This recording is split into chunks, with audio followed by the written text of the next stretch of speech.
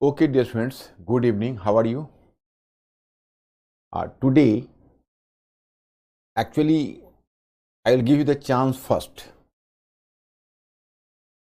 to discuss something about the topic like Indian Renaissance because you people may find some difficulty in this topic. As I have told you earlier, this topic is slightly abstract in nature. I can do nothing in this regard, and this is possibly the most important, or you can say the most uh, complicated topic of modern history. Otherwise, all topics are crystal clear. But even this part, I have tried at my best to clarify the basic essence of the topic, and you people might have uh, a lot of comforts in specifying the nature of the topic at least. What is this? It is whether it is Indian Renaissance or not. Why is it characterized as Indian Renaissance? What are the specific features of Indian Renaissance? So all these phenomena I think you people may be familiar with. मतलब ये topic की प्रकृति ही कुछ ऐसी है, कुछ nature ही कुछ ऐसा है कि टॉपिक थोड़ा एब्स्ट्रैक्ट है, वैसे मैंने पूरी कोशिश की है और आपको समझाने का, और जहाँ दिक्कतें होंगी उसको मैं आज ठीक कर दूंगा. Okay, so first of let us start with the MCQ 5 MCQ questions first. We are going through the questions and you brilliant people will definitely answer the question. Then I have to discuss two questions on mains, and there I will just try to make you understand what is the method of writing, and after that I will start the topic. So let us start. Just try to understand here. On the basis of intellectual guess, we have to find out. मतलब आपको यहाँ पर थोड़ा सा एक बौद्धिक guess, एक अनुमान के आधार पर करना पड़ेगा, इंटेलेक्चुअल गेस के आधार पर. Through the efforts of which of the following the age of consent bill 1891 was passed? A.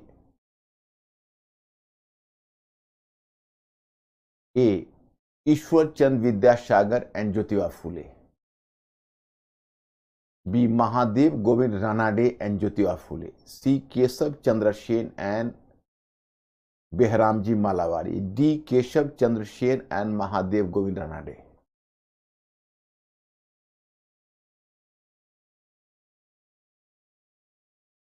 Be fast, my friends. Be fast.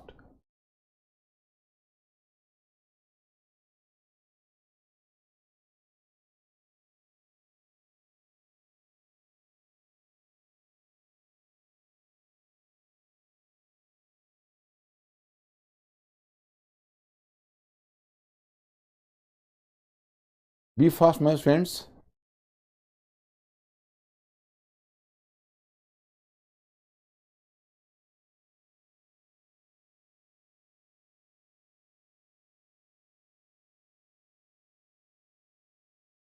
Where they are going to be so slow in answering the question.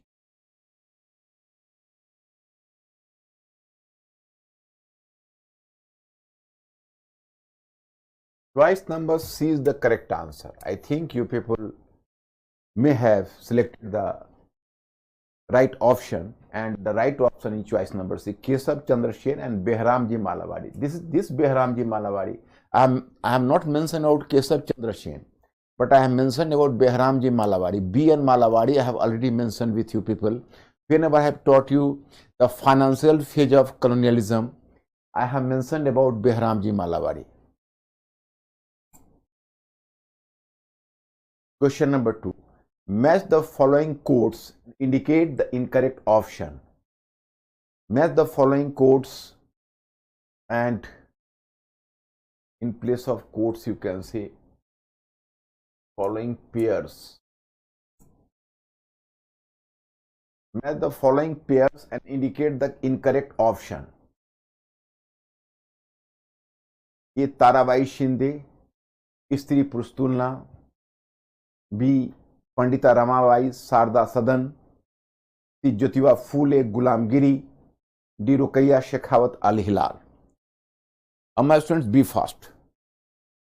You can find out on the basis of my study material, you can very well find out on the basis of our study material only you can solve this question. आप अध्ययन सामग्री के आधार पर ही इसको solve कर पाओगे.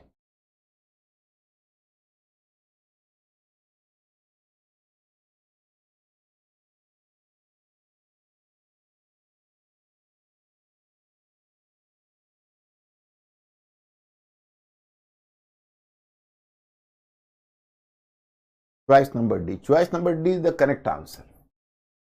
Choice number D अगर आपने D चुना है तो that is the correct answer. Well done.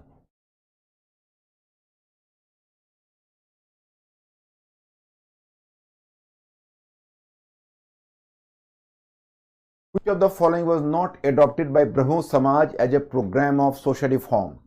Which of the following was not adopted by the Brahmo Samaj as a program of social reforms? A. Promotion of modern education, B. Greater emphasis over Vedas as an authentic source of knowledge, C. Opposition to idolatry, and D. Promotion of monotheism or non-dualism. मतलब आपसे पूछा जा रहा है कि ब्रह्म समाज का इसमें से कौन एक प्रोग्राम नहीं था उसमें आधुनिक शिक्षा को प्रोत्साहन, वेद को एक प्रमाणिक सोर्स के रूप में स्वीकृति और मूर्ति पूजा का विरोध तथा एकेश्वरवाद पर बल. So my students, you are having 4 choices and now you are supposed to select the right option. So please select one of them. You are brilliant people. You have you can say selected the correct options in the question number 1st and question number 2nd, and you can do even question number 3rd. Be fast.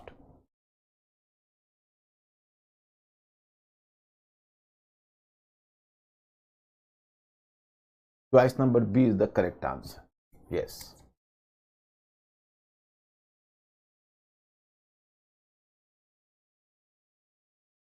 There the assertion and reasoning. Be careful. Assertion. The Arya Samaj introduced the Suddhi movement that created a communal division.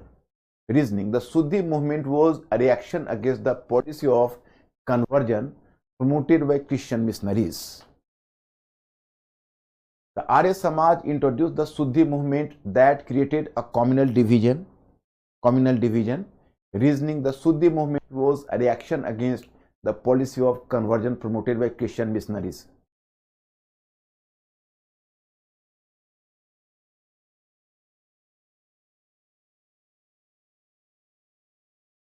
Be fast.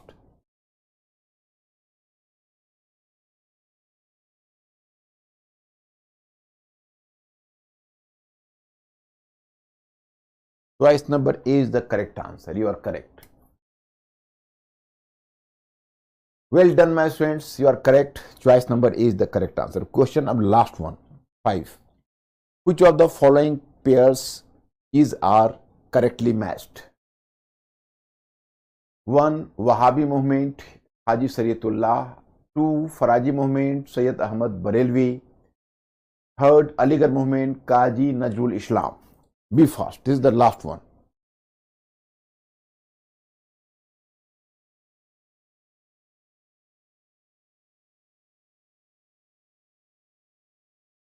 All students have been nicked now.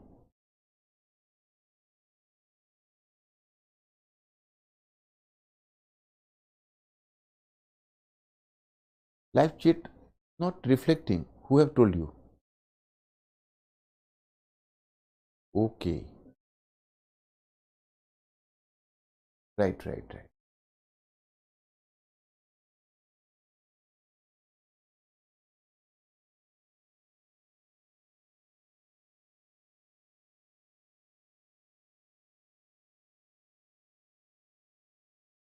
What is the answer? Choice number A is the correct. No. Choice number D is the correct answer. Aligarh movement, my students, go through my study material. You will find that the names, apart from Sir Syed Ahmad Khan, you will find the name of Qazi Nazrul Islam as well. Actually, you are not supposed to go elsewhere. Simply go through my study material. There you will find the name of Qazi Nazrul Islam. आप मेरे अध्ययन सामग्री में जाइए, वहां पलट कर देखिए, आपको सर सैयद अहमद खान के साथ साथ काजी नजरुल इस्लाम का भी नाम मिलेगा. तो choice number D is the correct answer 1, 2 and 3. So in this way, my students, the 5 questions have been finished now, and now I am just carrying you to next one stage. I have told you in yesterday's class I have to discuss some questions with you people.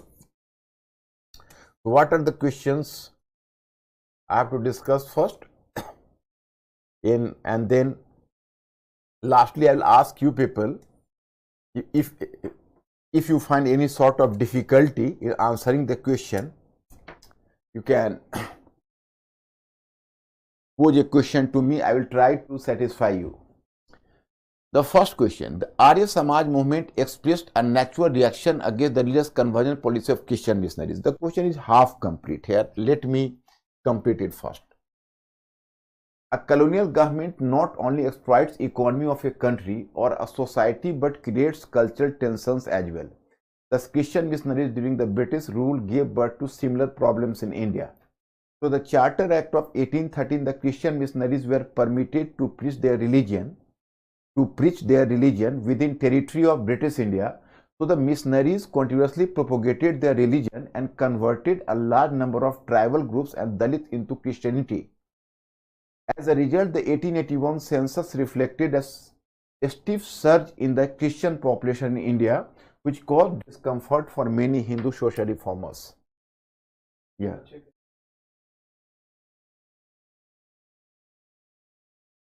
Question 5 ka? Just 1 minute.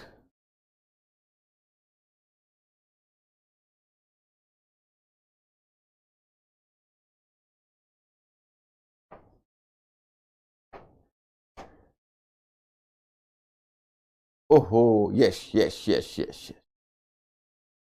Wahhabi movement and Haji Sharifullah. C is the correct answer. Right. My students, you are right. You are the brilliant student. Thank you very much for drawing my attention towards the, this dichotomy.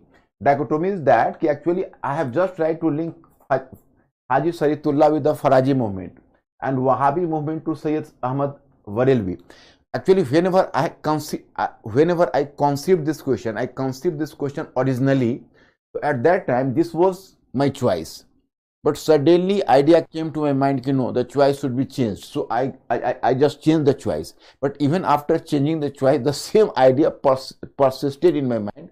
That's why I have done in this manner, and we have selected choice number D.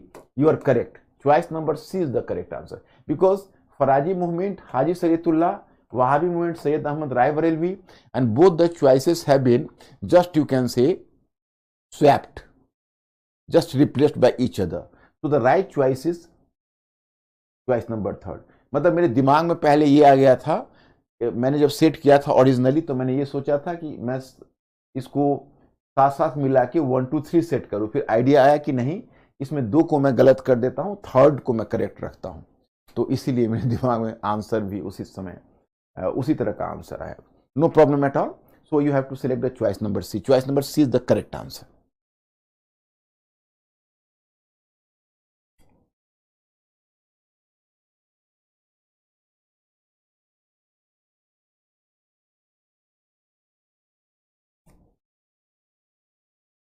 Just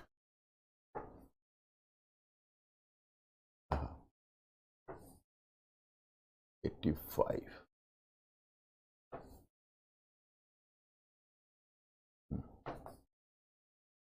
Just 1 minute.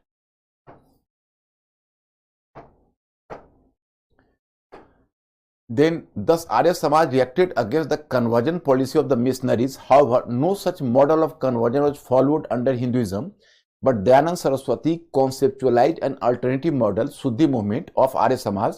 The objective of this movement was to reconvert those Hindus back to Hinduism who were earlier converted into another religion. In fact, he launched extensive campaign to promote Shuddhi movement. However, the remedy proved to be worse than the disease. In fact, the reconversion approach provoked preachers of other religions as well. Consequently, communalism became a harsh reality of Indian society. However, the remedy proved to be worse than the disease. In fact, the reconversion approach provoked preachers of other religions as well. Consequently, communalism became a harsh reality of Indian society. The Arya Samaj movement expressed a natural reaction against the religious conversion policy of the Christian missionaries.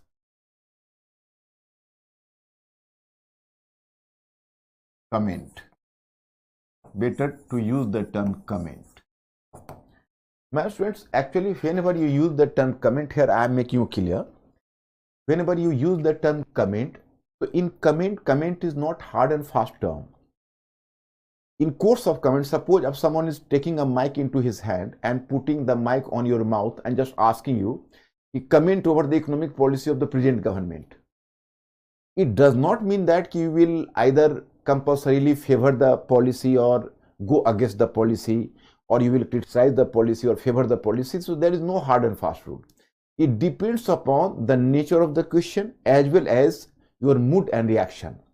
So in course of whenever you find the term like comment, so you go into the favor, either favor or against, both. So your both the choices are open to you. मतलब मैं आपको बताना चाहता हूं कि comment है उसका हिंदी में होता है टिप्पणी कीजिए। टिप्पणी कीजिए, टिप्पणी कीजिए शब्द एक ऐसा शब्द है जिसमें आप उसको फेवर भी कर सकते हो और अगेंस्ट भी कर सकते हो। जिसमें उदाहरण बताया कि आपके मुख पर कोई अगर माइक डाल दे और पूछे कि वर्तमान सरकार की जो आर्थिक नीति है उस पर आप कमेंट करिए, मतलब टिप्पणी करिए, तो आप उसके पक्ष में भी जा सकते हो, विपक्ष में भी जा सकते हो, फेवर में भी जा सकते हो, अगेंस्ट में भी जा सकते हो। तो वही बात लागू होती है। तो comment is the very neutral term है। whenever you have to write a question, so keep one thing in your mind, and one thing is the question is having the two parts. The first part of the question is called topic statement, and the second part of the question is characterized as directory. So in this question particularly, you can say the first part is, that the first part of the question is, that is, this is topic statement. Oh, sorry. Here this question is, this is topic statement up to this point, but directory is missing here. So I have given this directory comment. So sometime you can say ki what is the topic statement, that matters to certain degree, but directory matters more than even topic statement, because directory is giving you an indication ki whether you have to agree with the statement, whether you are supposed to disagree with the statement. So directory is giving some sort of indication to you. मतलब जो directory होती है वो आपको बताती है कि आपको उस स्टेटमेंट से क्या करना है। अब देखो ये क्वेश्चन है, क्वेश्चन क्या है, the Arya Samaj movement expressed a natural reaction against the religious conversion policy of the Christian missionaries. मतलब ये क्वेश्चन में यह कहा गया है कि देखिए जो आर्य समाज है वो जो ईसाई मिशनरियां हैं, वो ईसाई मिशनरियों की जो धर्मांतरण की नीति थी, कन्वर्जन की नीति थी, उसके अगेंस्ट में एक स्वाभाविक प्रतिक्रिया थी कमेंट। मतलब एक तरह से जस्टिफाई करने की कोशिश कर रही है कि देखो भैया आर्य समाज की कोई गलती नहीं थी। क्रिश्चियन मिशनरी चूंकि इस तरह की धार्मिक अंधेरगर्दी कर रहे थे, तो आर्य समाज ने उसके विरुद्ध एक बड़ा ही नेचुरल रिएक्शन दिखाया। मतलब ये दिखाने की कोशिश करते हैं कि actually Arya Samaj was not accountable for that. It was actually basically it fell a prey to the distorted religious policy of Christian missionaries, and as Christian missionaries just try to spoil the religious environment in India, so Arya Samaj didn't do any wrong. It simply reflects a natural, you can say, a natural reaction. It simply reflected a natural reaction against the policy, and this policy of the Christian missionaries. So you should not blame Arya Samaj for that. But my friends, keep one thing in your mind. अब suppose you can say you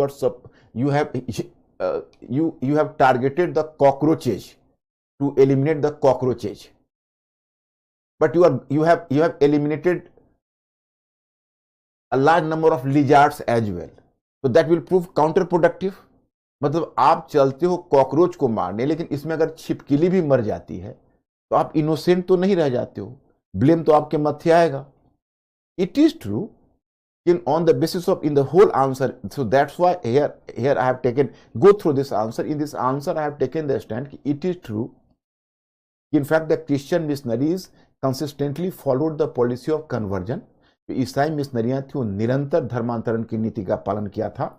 And as the result of the policy of conversion, the number of Christians in India swelled up.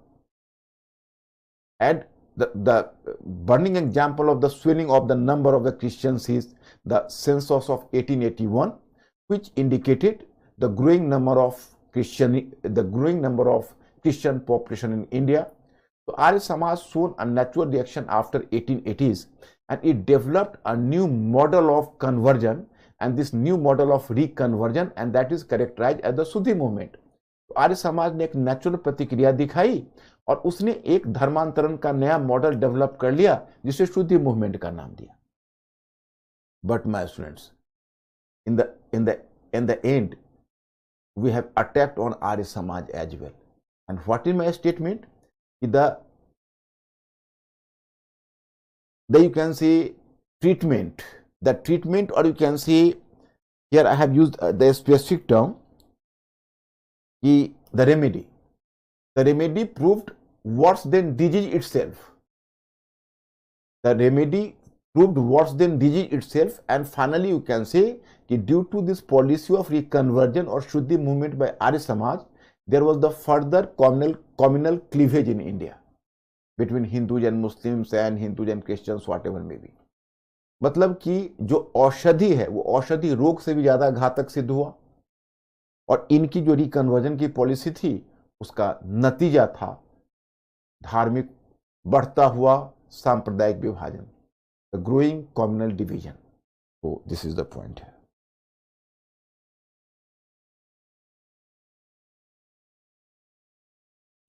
अब in spite of all its unique features, the second one question. In spite of all its unique features, the Arya Samaj failed to modernize India. Examine the statement. So it is very clear. Go through it. Some of you have made a complaint that you find difficulty in question writing. So my friends, the one solution, because you know in online class it is slightly difficult to, you can say, dictate the answer in class itself. It will be too much time consuming, a bit boring for you people. So that's why I have avoided this method. Sometimes I am taking slight risk and at least try to answer one question. But it is not possible for me to go through so many questions. But on Friday, I have to answer certain questions you have placed on website. So my students have patience up to Friday, and it is on Friday once again I have to discuss on the question writing. Here I am giving the example, that is the model. मतलब यहाँ पर मैं आपको उदाहरण दे रहा हूँ. आप में से कुछ लोगों ने जो क्वेश्चन पूछा है वो वेबसाइट पर जो आपने क्वेश्चन पूछा है उसका मैं उत्तर आपको फ्राइडे को करूंगा, और उसी फ्राइडे को मैं आपसे कुछ क्वेश्चन राइटिंग के ऊपर भी कुछ तरीके को बताऊंगा, और आप लोग इससे जो मॉडल आंसर देता हूं उसे आप गुजरते रहो, आपको उससे बहुत सारा आइडिया मिल जाएगा. जैसे देखो answer, in spite of all its unique features Arya Samaj fail to modernise India. Examine the statement. अब what is the demand of the question कि भाई आर्य समाज में बहुत सारी विशेषताएं हो सकती है लेकिन यह भारत के आधुनिकीकरण करने में विफल रहा, इसका परीक्षण करिए. The question is, you people are, you can say, smart enough to identify the nature of the question. If I am going to ask you what is the nature of the question, obviously you will reply my question that is hypothetical question. So definitely that is hypothetical question. We are supposed to prove it. So unique features क्या है? तो similar to any other reform movements, the Arya Samaj was also determined to establish India as a modern nation.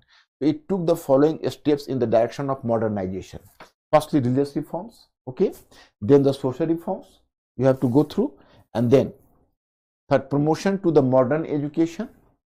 This is the example of the promotion to modern education. And but due to the following reasons, the Arya Samaj largely failed to bring modernity in India. These are the limitations part. Why it failed to bring modernization in India? 3 points. It considered Vedas to be the source of all knowledge. This is the one weakness. Thus, it was too traditional and orthodox in its approach. This is the first one point. Point number two, the slogan of go back to Vedas could not attract people from the lower castes, because you can say you are talking about the go back to Vedas. So it may be a bit inspirational or inspiring for Savarnas, high caste Hindus. But why for Sudras? Why for lower caste Hindus? Because even Vedas were not giving any positive package to the lower caste people. It meant for the high caste Hindus. So my students, even this point is. And third one, as the Shuddhi movement encouraged communalism, so it produced more negative and less positive results for India. अब इसमें आपको तीनों ये बता रहा है कि एक तो इसकी सीमा है कि इसने वेद को ज्ञान का सारा सोर्स मान लिया। इसका अप्रोच तो पुनरुत्थानवादी हो गया, जिसको रिवाइवलिस्ट बोलते हो। सेकेंड वन क्या है, इसने जो कहा कि वेदों की तरफ लौटो, इसने उच्च जाति के हिंदुओं को तो आकर्षित किया, निम्न जाति के हिंदुओं को आकर्षित नहीं कर सका। और तीसरा है कि इसने जो शुद्धि मूवमेंट चला, इससे संप्रदायवाद को प्रोत्साहन मिला, इसलिए आधुनिकीकरण नहीं ला सका। My students, you are clear in this question as well. A Muslim reforms movement, here you can say Aligarh movement, I have already dealt with. Faraji movement, women at the center of religious reforms movement, you have to go through it. And the depressed class movements, I have also go through it. A difference in the approach of Gandhi and Ambedkar, I have told you yesterday, I have to deal with this topic whenever I will teach you the part of the national movement in 1920s. I have to view over Gandhi and Ambedkar separately. So that's why I have not here given the place for this topic. So I am sorry for that. So you people you people are supposed to have the patience for and wait for the next one topic. Next one topic means up to 1920s, after 4 to 5 classes you will reach there. And Travancore, Madras, importance of social reforms movement I have discussed, limitations of, and then from social reforms movement to political movement, I have to discuss this aspect with you. This question is very important because this question has already asked you in the examination in 2019. So this question has already been placed in the question paper. ये आपको 2019 का जो main examination है general studies के paper में ये question आपसे पूछा जा चुका है. So as this question has been part of your question paper in 2019, so it is obviously, you can say, much important for you. So just follow here. Examine the relationship between the 19th century Indian Renaissance and rise of national identity. This was the question. My students, are you clear in this question or not? Because at least 2 to 3 times I have taught you what relationship exists. 2 to 3 times I have, or you can say repeatedly, I have told you that there was intrinsic relationship between the Indian Renaissance or Renaissance consciousness in India and the rise of nationalism. So my students, you may be clear. Just my students, please give me the clue. Are you clear in this question or not? The relationship between the national identity and Renaissance consciousness. Please give me some clue so that I will be clear. Be fast.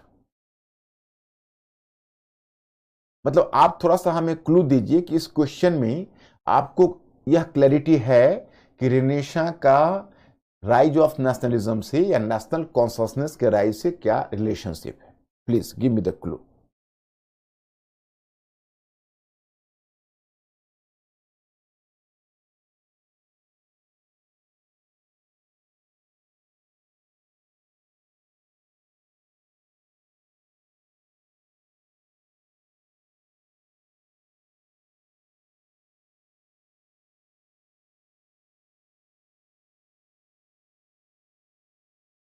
देखो, firstly here I am making you clear, then you will be clear.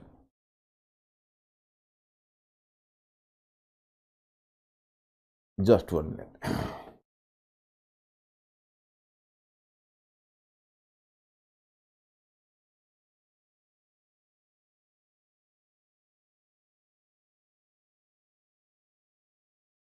अब this is you can say a state और a country.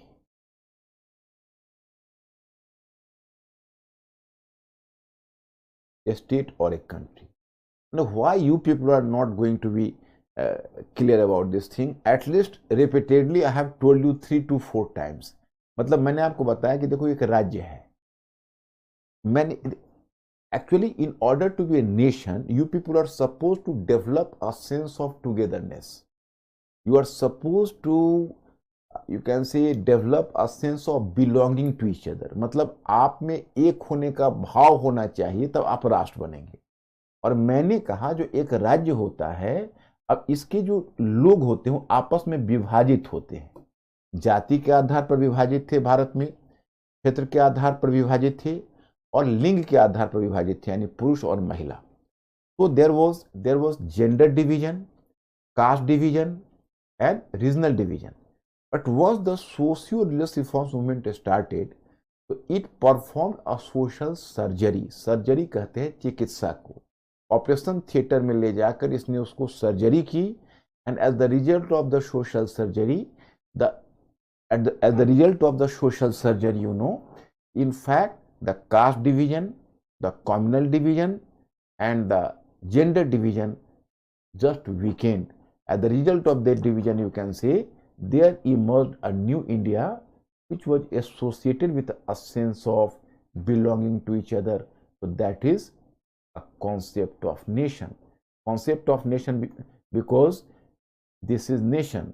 Actually, when in a state or a country in the old model, you know, it is internally divided on the basis of region, that of caste, and that of gender. But if the caste division, the gender division, and the regional division all are obliterated, so there emerged a concept of the nation. Here you find a concept of nation.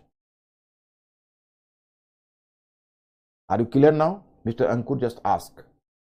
मतलब ये जो आंतरिक विभाजन था उसको समाप्त किया surgery ने, भारतीय पुनर्जागरण जिसको कहते हो Indian renaissance. So that is socio-religious reform movement. As the result of the, you can say, Indian Renaissance, the division weakened, मतलब ये कमजोर हुआ और लोगों में एक होने की भावना आई. That's why in nationalism या नेशन का कॉन्सेप्ट डेवलप किया. Are you clear now, my students? Be fast.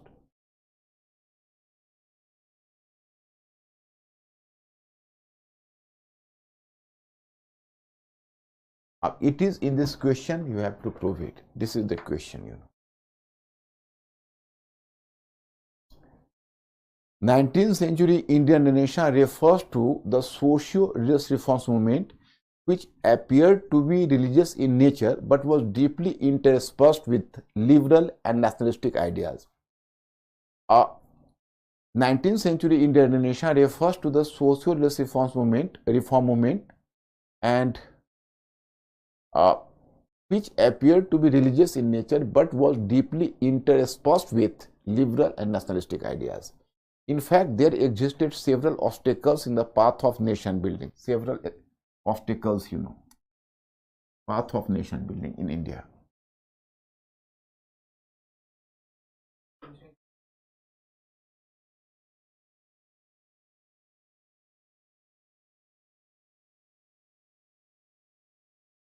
No, definitely not.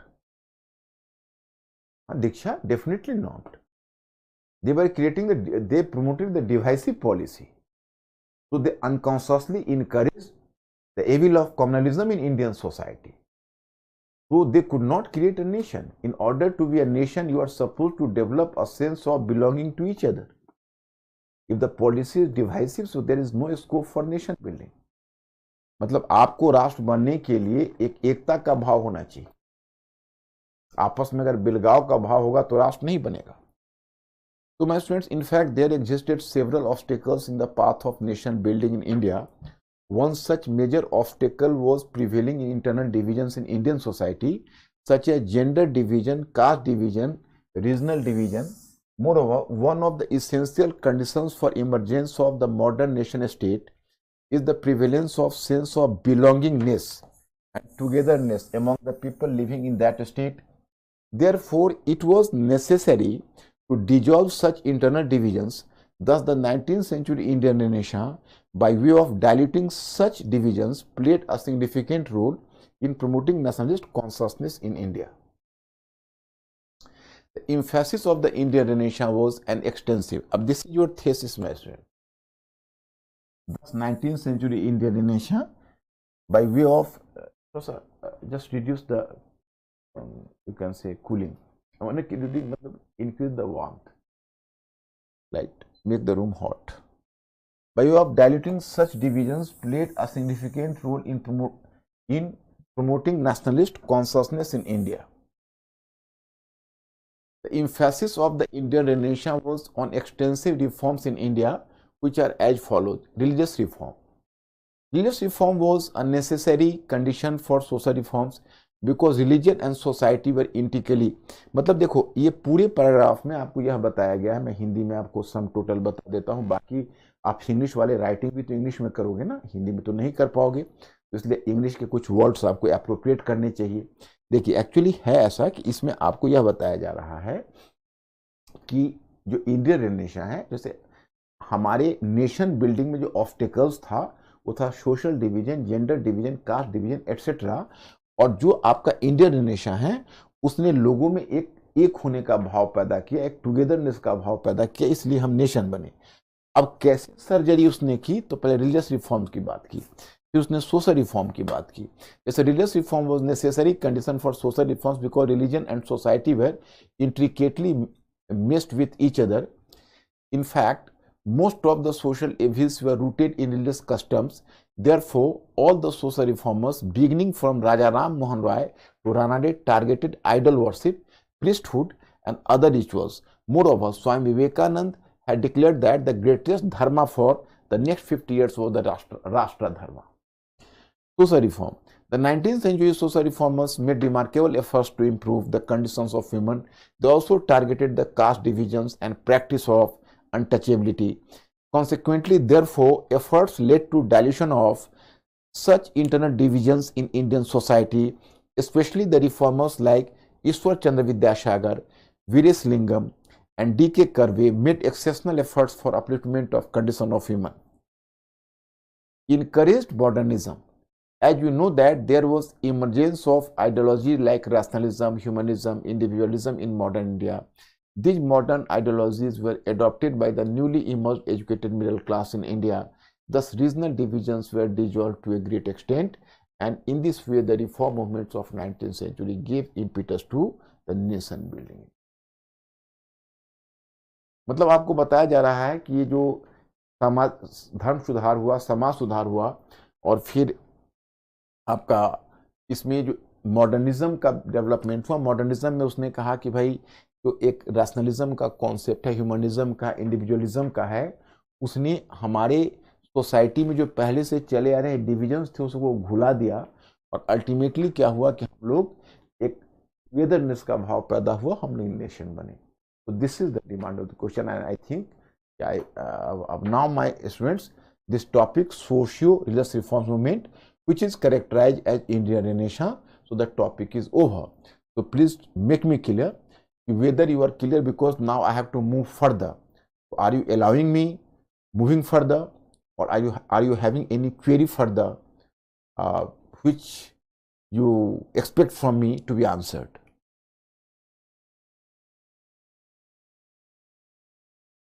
Depressed class कहते हैं विनय दलित वर्ग को.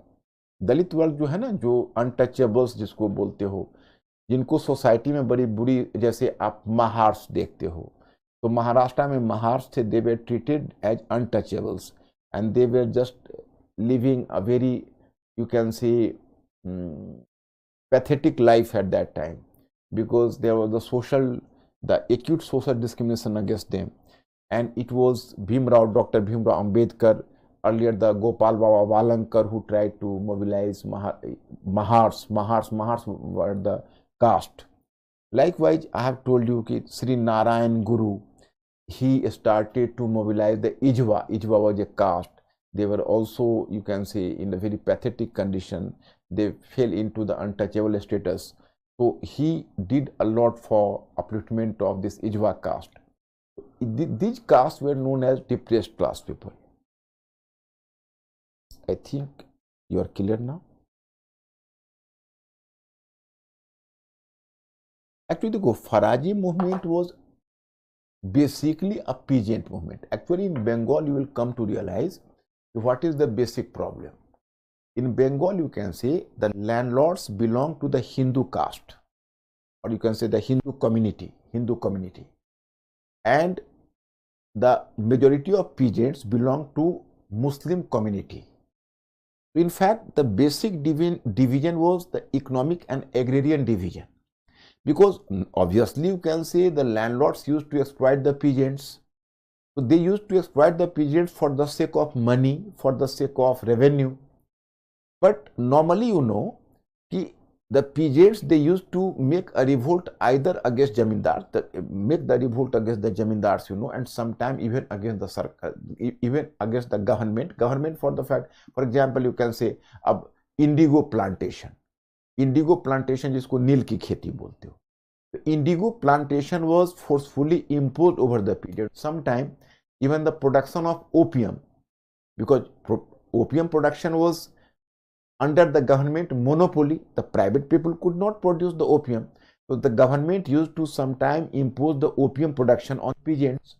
So most of the time against the landlords and sometime against the government, the peasants used to, you can say, organize an uprising, or peasants used to rise against the either government or the jamindars. So basically, in case of this Faraji movement, there was the local leader, his name was Haji Sariyatullah and Dadu Mian, the father and son. So they mobilized the peasants. And here the basic discontentment was agrarian. But they used to give some religious color you can say, because actually you can very well understand that the peasants were the illiterate people. They were not civilized, they were not educated. So how to mobilize the peasants on the basis of modern ideas? It is not practically possible. Even leaders were not educated. So it is in the name of religion, in the name of the rule of caliph, in the name of religion, they used to mobilize the peasants, and the peasants were organizing and uprising against the oppression. In this way the movements were going on. मतलब होता ये था कि उनकी जो समस्या होती थी किसानों की अधिकांश, तो वो सब होती थी कि वे बेसिकली आर्थिक समस्या होती थी. और बंगाल में लैंडलॉर्ड्स था वो हिंदू संप्रदाय से था, और जो अधिकांश किसान थे वो मुस्लिम संप्रदाय से होते थे. तो क्या हुआ कि लैंडलॉर्ड्स जो उनका जो जमींदार है, वो जमींदार उनको जो उनका शोषण करते थे, वो तो आर्थिक कारणों से करते थे. लेकिन जो जमींदार जो मोबिलाइज होते थे, या तो किसान जो मोबिलाइज होते थे, कभी कभी जमींदार के अगेंस्ट में और कभी सरकार के अगेंस्ट में भी. मतलब सरकार मतलब वो जो नील की खेती करने वाले जमींदार होते थे, या उनको अफीम की खेती के लिए मजबूर किया जाता था, तो विद्रोह करते थे. तो विद्रोह करे तो कोई बात नहीं है, लेकिन उनको अब चूंकि किसानों को संगठित करना है, तो किसानों को आधुनिक विचारधारा के आधार पर तो संगठित नहीं किया जा सकता था, तो धर्म के आधार पर संगठित करते थे. कभी कहते थे कि अल्लाह का हुक्म है, अल्लाह का आदेश है, कभी कहते थे ईश्वर का आदेश है. मतलब अगर हिंदू होते थे तो ईश्वर का नाम लेते थे, मुस्लिम होते थे तो अल्लाह का नाम लेते थे, या खलीफा का नाम लेते थे, जो खलीफा अल्लाह के प्रतिनिधि हैं. इस तरीके से धर्म का. The same happened in case of Faridpur district of Bengal, when Haji Shariatullah and Dadu Miyan organized the peasant movement against, you can say, against the opium production. So this is the case.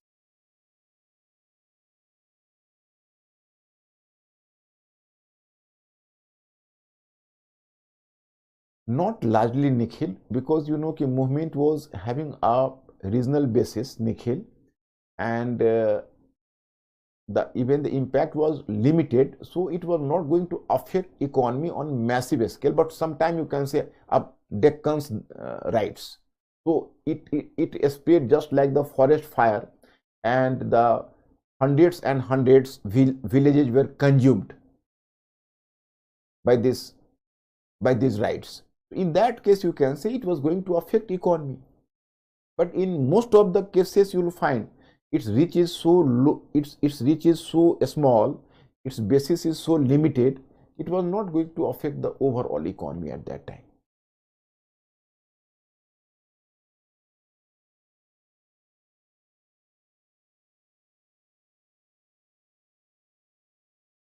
Who has asked this question?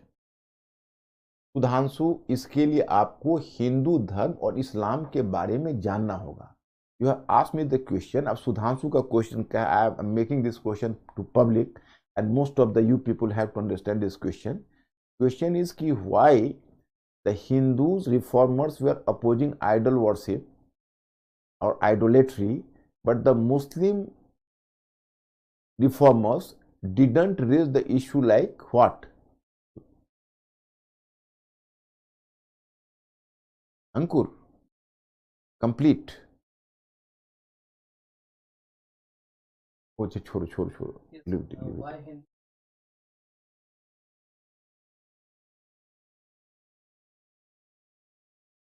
Hindu reformist is opposing idol worship and Muslim reformers never opposed it. अब this is the question of Sudhanshu. अब मैं क्या क्या पढ़ाऊँ? Modern history पढ़ाऊँ कि culture पढ़ाऊँ या religion पढ़ाऊँ? आप ही बताइए. अब आपको तो इसमें इस्लाम और हिंदुइज्म की प्रकृति को समझना होगा. इस्लाम में तो आइडल वर्शिप है ही नहीं. इस्लाम की समस्या ये नहीं है. This problem exist in Hinduism. तो क्वेश्चन वही पूछिए जो क्वेश्चन इससे कंसर्निंग हो. Actually, my point is that, in fact, you are just posing me the question, why the Hindu reformers opposed idol worship and Muslim reformers didn't. It is obviously for the fact that in Islam, the idol worship didn't exist. It is the idol worship existed in Hinduism. So it is a problem of Hinduism. This is the question, nothing else.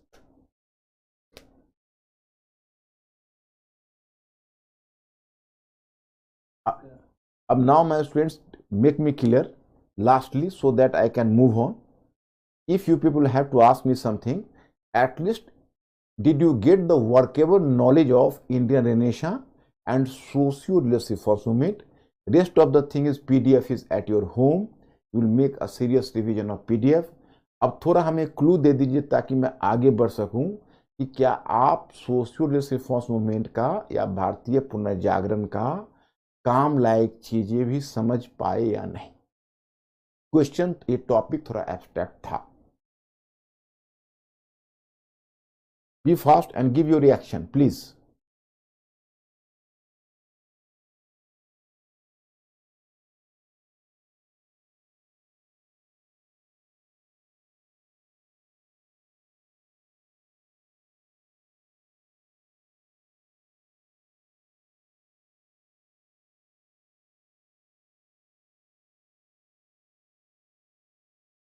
Are they okay?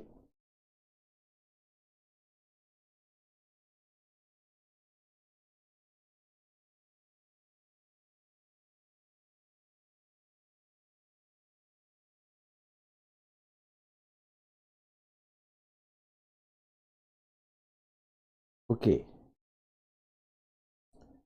Could I move further then, or any question, Mr. Ankur? No question. My friends, once again, repeat my formula. You people are supposed to repeat my formula first, and I'm going to repeat my formula. Actually, if you people will give some clue to me, that is better for me.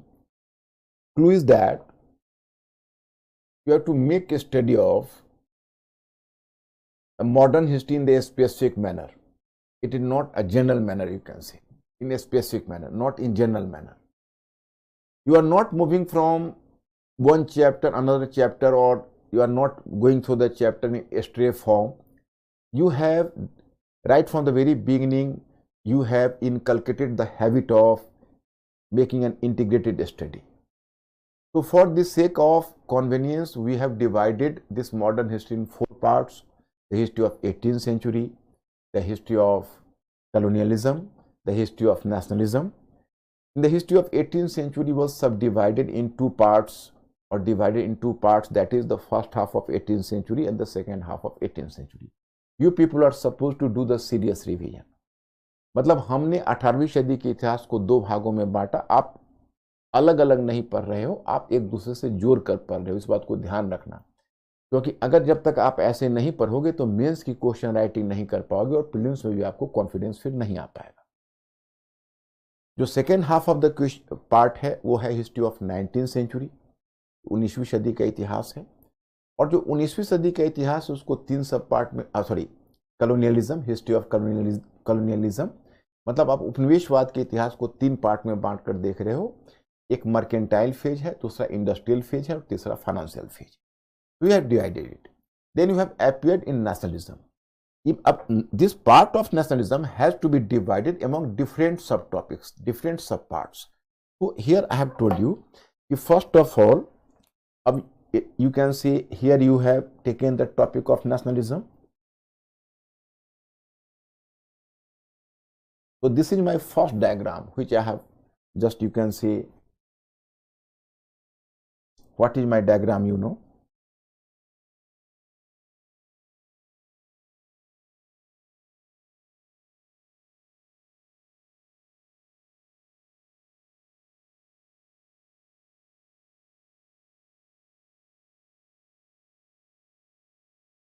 That is nationalism. So first, proto-nationalist movement.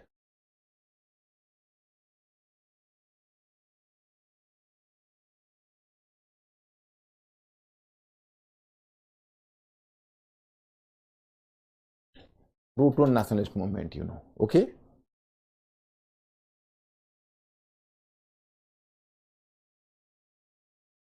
Here you can see it could be divided in three subparts. The first subpart you people have done, that is restorative revolts. Restorative revolts, that is the first part. Second one part was, you know, that is tribal movements and tribal revolts. And third part is the peasant revolts. So this is the proto-nationalist revolts you have done. Then the first war of independence.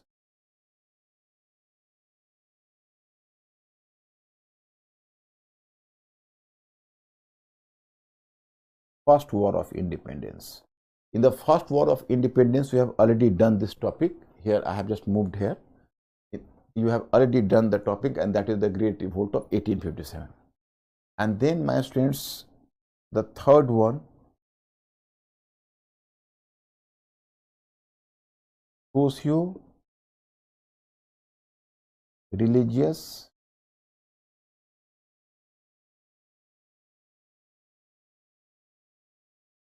reforms,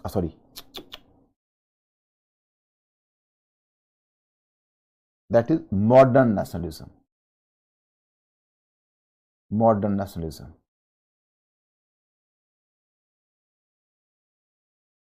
Modern nationalism. So that is, you know, socio-religious reforms movement. Okay. So the socio-religious reforms movement, you know. My students, this is this point. This is called Indian Renaissance. Socio-religious reforms movement of 19th century. That is called Indian Renaissance. I am just moving here, and you have done this topic. Means you have already done this proto-nationalist, then the first war of independence, then done this topic. Now, my students, you are moving from here, from this point. I am making clear. From this point, you have to move in another point. I am changing the page. From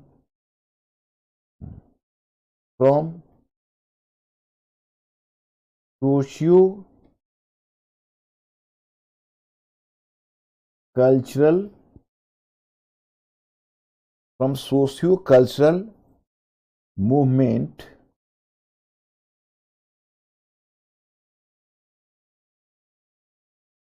to political movement.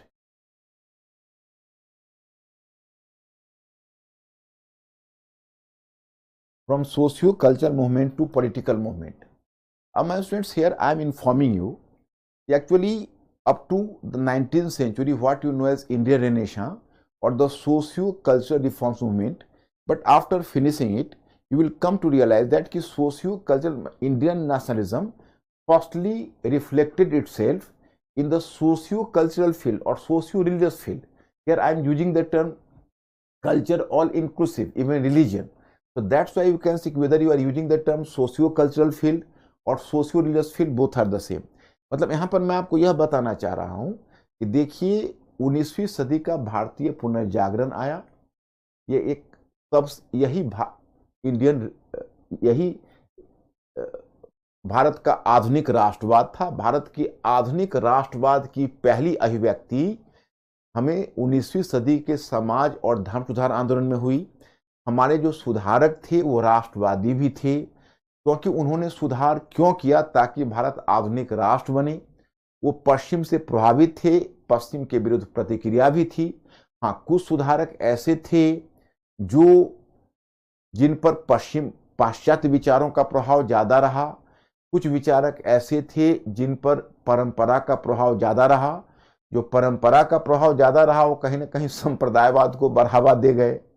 और कुछ सुधारक ऐसे थे जिन पर परंपरावाद भी था और पाश्चात्यवाद का भी प्रभाव था। लेकिन थे ये नेशनलिस्ट इसलिए इन्होंने इन सारे सुधारों का उद्देश्य कहीं ना कहीं भारत को आधुनिक राष्ट्र के रूप में संगठित करना था। तो my students, here the reformers should be projected as the nationalist figure as well. And for your kind information, Raja Ram Mohan Roy is characterised as the first nationalist, you can say the first, you can say, nationalist figure in India. Rajaram Mohan Roy is believed to be the first nationalist figure in India. So in this way, my students, here you come to know Rajaram Mohan Roy, in this way he has done a great job. He prepared the way for the rise of modern nationalism. So he is supposed to be the father of modern nationalism, Rajaram Mohan Roy. So firstly, these reformers carried or reflected Indian nationalism in socio-cultural field or a socio-religious field. But now, my students, the same nationalism started to reflect itself in political field as well, because there was the formation of so many political organization at that time. For example, even in the previous topic, I have to make you clear. Here I have just made you clear. You know, this one.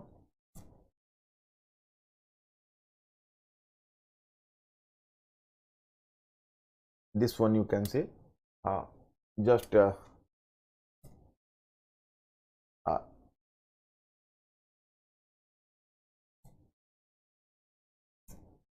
is social reforms, the success in the efforts. Just 1 minute. Here I am making clear.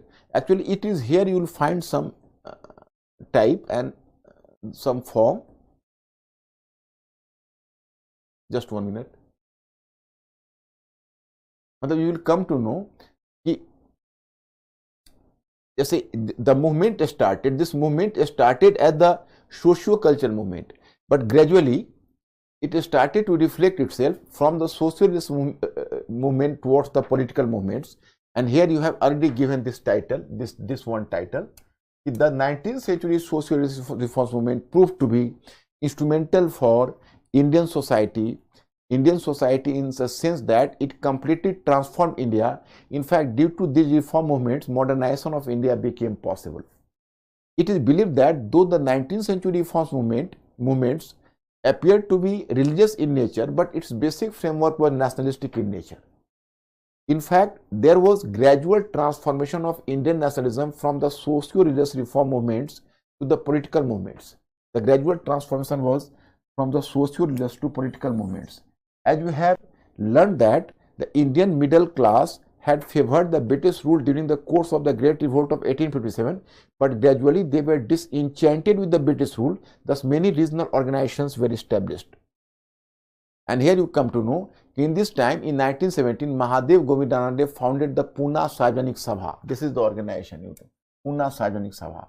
Or in 1866, Dada Bhai Nauroji formed the East India Association. In East India Association. In 1876, Surendranath Banerjee and Anand Mohan Bose founded the Indian Association. In terms of its extent and influence, it was an all-India organization. It raised two major issues. The first was to increase the age limit for entry into the British civil services, and the second was the independence of the country. Huh?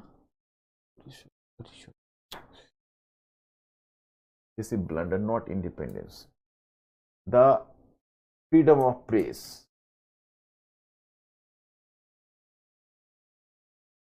Freedom of press. That is the freedom of press. What you know as Indian Association. So Indian Association has done the two important jobs, you know.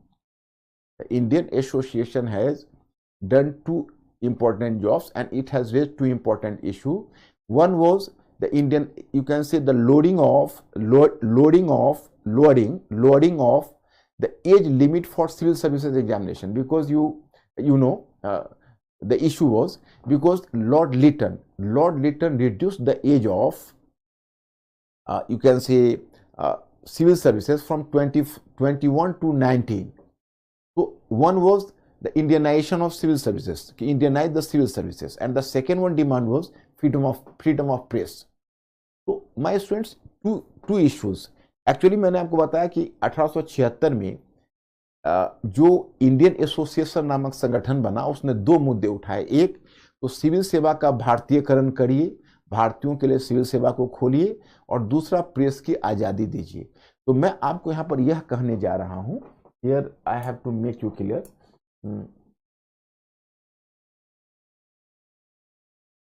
Just 1 minute. Just 1 minute.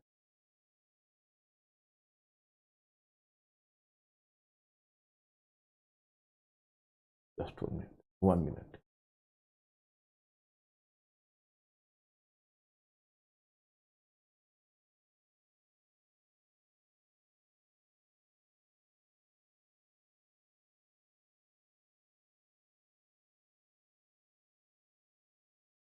Just 1 minute. This one. So here I have taken the time for socio-cultural movement to political movement.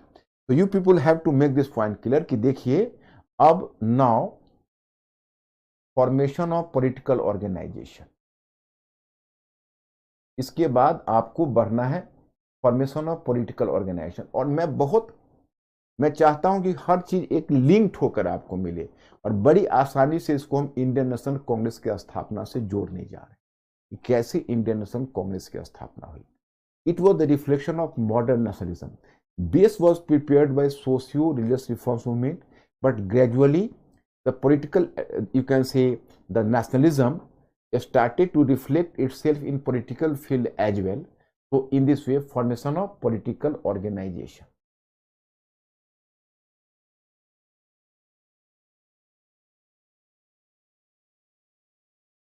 The formation of political organizations, here you can see. Now here you can give the name. So many names you can give. जैसे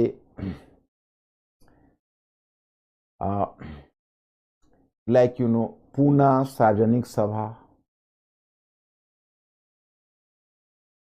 पूना सार्वजनिक सभा, who Mahadev Govind Ranade. Poona सार्वजनिक सभा,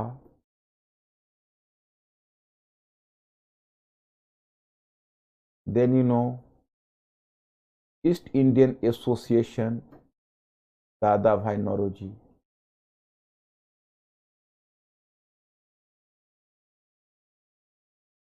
Association by Dada Bhai Nauroji. Dada Bhai Nauroji. And then Indian Association by Surendranath Banerjee and Anand Mohan Bose. I have given you the information. Now background is being prepared because political activities were going on, and its net result was now you know Indian National Congress. So formation of Indian National Congress you come to know. अब here you are informed that the Indian National Congress has generally been perceived as the sole representative of the Indian national movement, but such perception, here I have to inform you, as the result of the political movement, just one.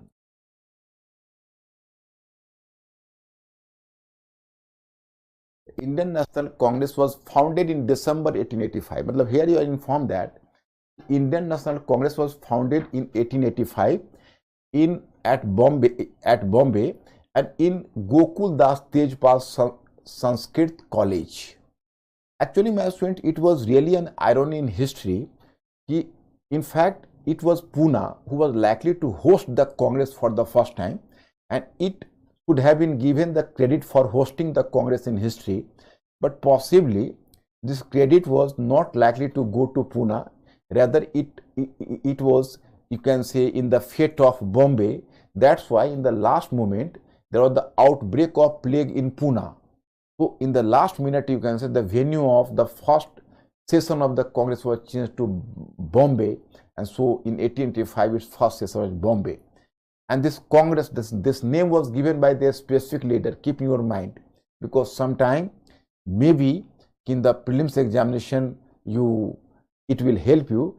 Dada Bhai Nauroji has given the name of the Congress, so you know कि this is known as the Congress. मतलब मैं आपको बताने जा रहा हूँ कि actually पहले इसकी पहली बैठक पूना में होने वाली थी, लेकिन लगता है कि पूना को मेजबानी नसीब नहीं हुई, क्योंकि वहाँ पर प्लेग फैल गया। इसलिए 1885 में इसकी पहली बैठक हुई बॉम्बे में, और गोकुल दास तेजपाल संस्कृत महाविद्यालय, संस्कृत कॉलेज में हुई थी इसकी बैठक। तो ये पहला सेशन हुआ, और पहले सेशन में 72 representatives participated. Among them, the 36 were lawyers. Apart from that, jamindars, you can say some mahants or religious personalities, you can say money lenders, jamindars, money lenders, capitalists, journalist, patrikar, and lawyers. Lawyers were the few and far between in the number. 36% representatives were coming from the just the lawyers community, you know. So in this way, you can say that the major part was lawyers. So first session has taken place. My students, here you should not get confused. So I am making clear what is this. Actually, in this topic, you are here imparted. मतलब अभी मैंने आपको बताया कि देखो इसमें 72 प्रतिनिधि थे, उसमें 36 तो वकील ही थे, लेकिन सब बड़े बड़े लोग थे केवल, उसमें कोई कॉमन पीपल नहीं था, सभी अपर मिडिल क्लास से जुड़े हुए थे, या तो जमींदार थे, लैंडलॉर्ड्स थे, या महाजन थे, साहूकार जिसको बोलते हो, या पूंजीपति थे, या जर्नलिस्ट थे, मतलब पत्रकार थे। कॉमन पीपल का उसमें कोई मतलब नहीं था। अब हम यहाँ पर यह बताने जा रहे हैं in this part 1, in this part, actually there is the general confusion. Even I am not talking about the other students. Whenever I was in class 12th, class 11th, 12th, even I used to understand that national movement means Indian National Congress. It is a general perception. Even the most of you people have such an idea. If someone is going to ask you, have you read the national movement? So your ideas will suddenly come to your mind. Oh, should I read Indian national Congress? मतलब आपके दिमाग में ये बात बैठी हुई है कि भारतीय राष्ट्रीय आंदोलन का मतलब भारतीय राष्ट्रीय कांग्रेस है। तो here I am just dispelling this sort of misconception. I have to dispel this sort of misconception. आप में से इस तरह का भ्रम को दूर करने के लिए मैंने यह पैराग्राफ आपको दिया है कि देखो, actually national movement is just an umbrella. Actually, national movement is just, you can say, a larger term. And Indian National Congress definitely represented a dominant part of it. A dominant part of it. Because it was an umbrella organization. A number of movements were going on under the umbrella of Indian National Congress. But there were certain movements as well. Which functioned outside of the purview of the Congress, outside of the patronage of the Congress. मतलब हम आपको यह बताना चाहते हैं कि यह सही है कि भाई कांग्रेस एक अम्ब्रेला ऑर्गेनाइजेशन जैसी चीज थी, एक क्षत्रिय संगठन था, और यह भारतीय राष्ट्रीय आंदोलन के एक बड़े भाग का प्रतिनिधित्व करता था।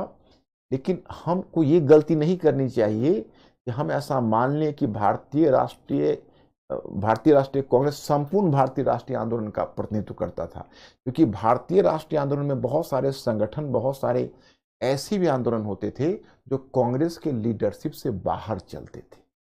They were working outside the leadership of the Congress. So my students, here is the diagram. In the moderate phase of the Congress, it is true that there is the better relations. You can say there is the much distance between Indian National Congress and Indian National Movement, because in moderate phase of the Congress, you will come to know actually Congress used to represent the upper ladder of society, upper strata of society. मतलब जब आप उदारवादी चरण के कांग्रेस में आते हो, उस समय जो कांग्रेस थी और भारतीय राष्ट्रीय आंदोलन और भारतीय राष्ट्रीय कांग्रेस के बीच दूरी ज्यादा थी. क्यों? क्योंकि भारतीय राष्ट्रीय कांग्रेस उस समय उच्च मध्य वर्ग, अपर मिडिल क्लास को रिप्रेजेंट करता था. You are coming to the extremist phase, so there is, you can say, some distance between the Indian National Congress and Indian National Movement just reduced. Why? Because you will come to know that the extremist phase of Indian National Congress will definitely, it came to represent the lower middle class as well. मतलब यह निम्न मध्य वर्ग का ही प्रतिनिधित्व करता था. मतलब आपको यह सूचना मिलती है कि थोड़ा सा टेम्परेचर कम करो, मतलब ज्यादा हो गया. Actually, whenever you will just come to read about the Indian National extremist phase, so here I have to make you clear. Actually, during the moderate phase, in moderate phase, the Congress represented the upper middle class. उसमें कांग्रेस ने उच्च मध्य वर्ग का प्रतिनिधित्व किया और extremist phase में लोअर मिडिल क्लास का प्रतिनिधित्व किया. मतलब तो आपके मन में एक सवाल होगा, क्या अपर मिडिल क्लास, उच्च मध्य वर्ग और निम्न मध्य वर्ग में अंतर है? बिल्कुल अंतर है. वही मुझे आपको क्लियर करना है. अंतर है. There is difference between the two. What is the difference? तो जो उच्च मध्य वर्ग होता है, यार I have to inform you, उसमें you can count among the people of the upper middle class, the industrialist, the big businessman, the big professionals like doctors, CA, etc. And in lower middle class, you can count here the lower businessman, you can say lower professionals like scribe means clerks, you can say the teachers of the basic school, etc. So they belong to the lower middle class. And you can say even the middle class was divided between upper and lower. Upper middle class was, you can say, they are just leading the life like just the upper class, And lower middle class means that they belong to the lower class, but they are coming from the lower income group. मतलब जो निम्न मध्य वर्ग होता है उसमें छोटे doctor होते, छोटे छोटे व्यवसायी होते हैं, टीचर होते हैं, और इस तरह के जो छोटे छोटे पेशे वाले होते हैं. और जो अपर मिडिल क्लास होता है उसमें बड़े बड़े उद्योगपति होते हैं, बड़े बिजनेसमैन होते हैं. मतलब उनके बीच भी एक स्तर भेद हो जाता है. एक ज़्यादा धनी होते हैं, उनके पास रिसोर्सेज ज़्यादा होता है, दूसरे के पास कम होता है. तो मॉडरेट फेज में जो उच्च मध्य वर्ग थे वही केवल कांग्रेस से जुड़े हुए थे. तो कांग्रेस और भारतीय राष्ट्रीय आंदोलन का मतलब वो सभी लोग का जुड़ा होना. तो मात्र उसमें उच्च मध्य वर्गीय कांग्रेस से जुड़े हुए थे. इसलिए इस डायग्राम में तुम देखते हो कि दोनों के बीच दूरी ज्यादा है.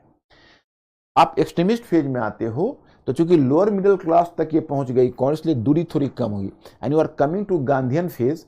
तो Gandhi even included peasants, workers, etcetera.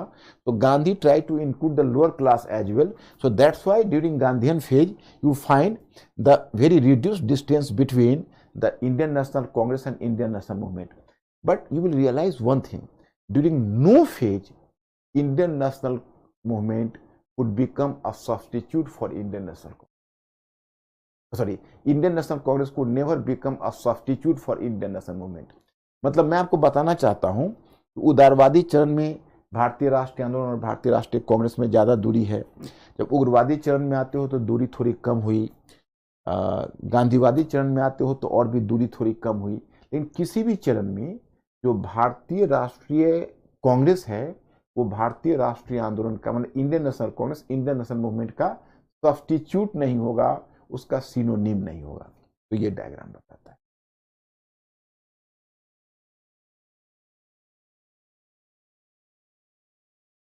अब controversy related to the foundation of the Indian National Congress. अब here, my students, I have to discuss one thing with you people.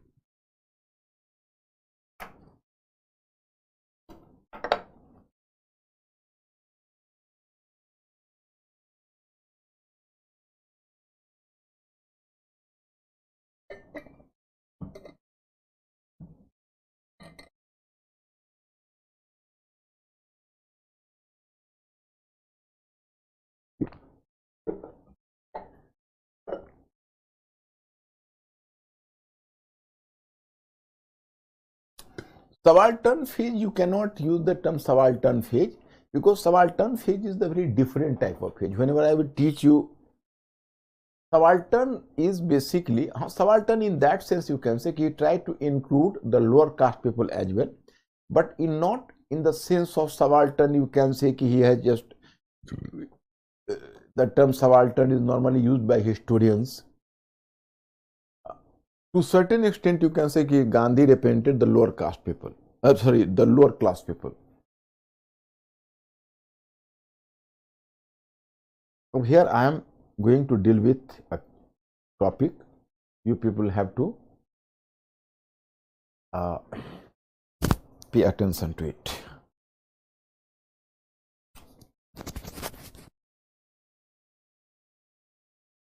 Question. You people have to follow my question. Was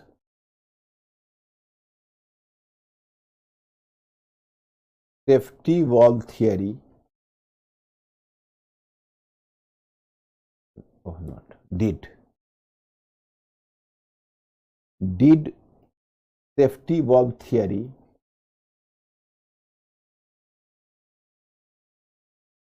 explain the foundation of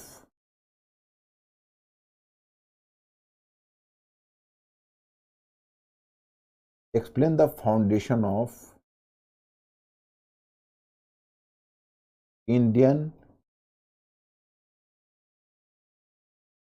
National Congress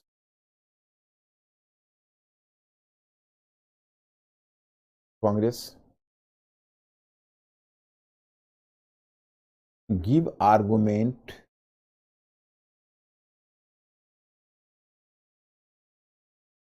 in favor of your view.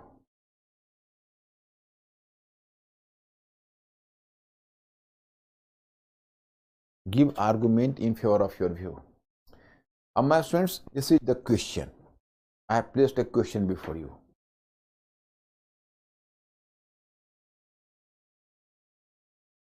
I am going to discuss about the role of A.O. Hume.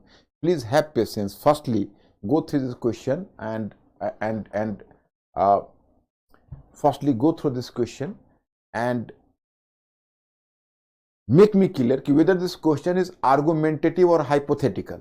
I am going to discuss about A.O. Hume, etc. in details. Have patience. I am not going to neglect anything.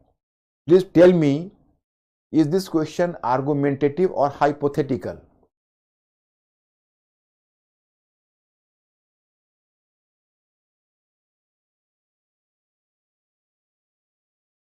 Be fast. Why is traffic so slow, Ankur, today?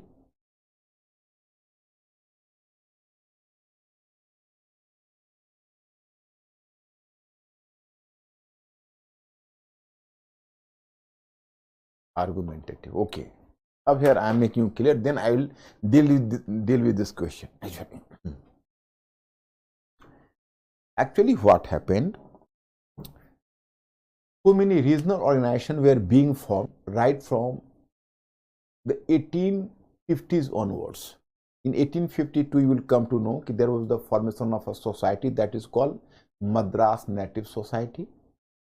It was organization of the growing middle class. Actually, then in 1870, Pune Sarvajanik Sabha, that was Mahadev Govind Ranade. You are informed that it was the same middle class which was having some love for the British rule earlier because they were taking British as the token of progress in India. But possibly up to 1860s and 1870, they developed a sense of disenchantment or disillusionment with the British rule.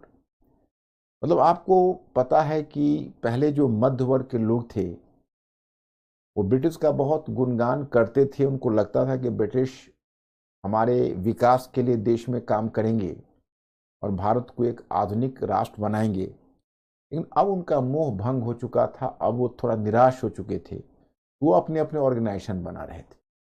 इसी सिलसिले में बहुत सारे organisation बने। अब here I am citing a name of a retired British officer. His name was A.O. Hume. He, after taking retirement from his job, he was gracing the post of a secretary in India. He was a civil servant, ex-civil servant you can say. वो सचिव के पद पर था, ex-civil servant था. And after getting retirement, he thought upon an idea, and this idea was there should be the formation of a representative organization of there should be a formation of an representative organization in India, and that should be on an all India basis. So there should be the formation of a representative organization on all India basis. So this was the idea which came to the mind of A.O. Hume.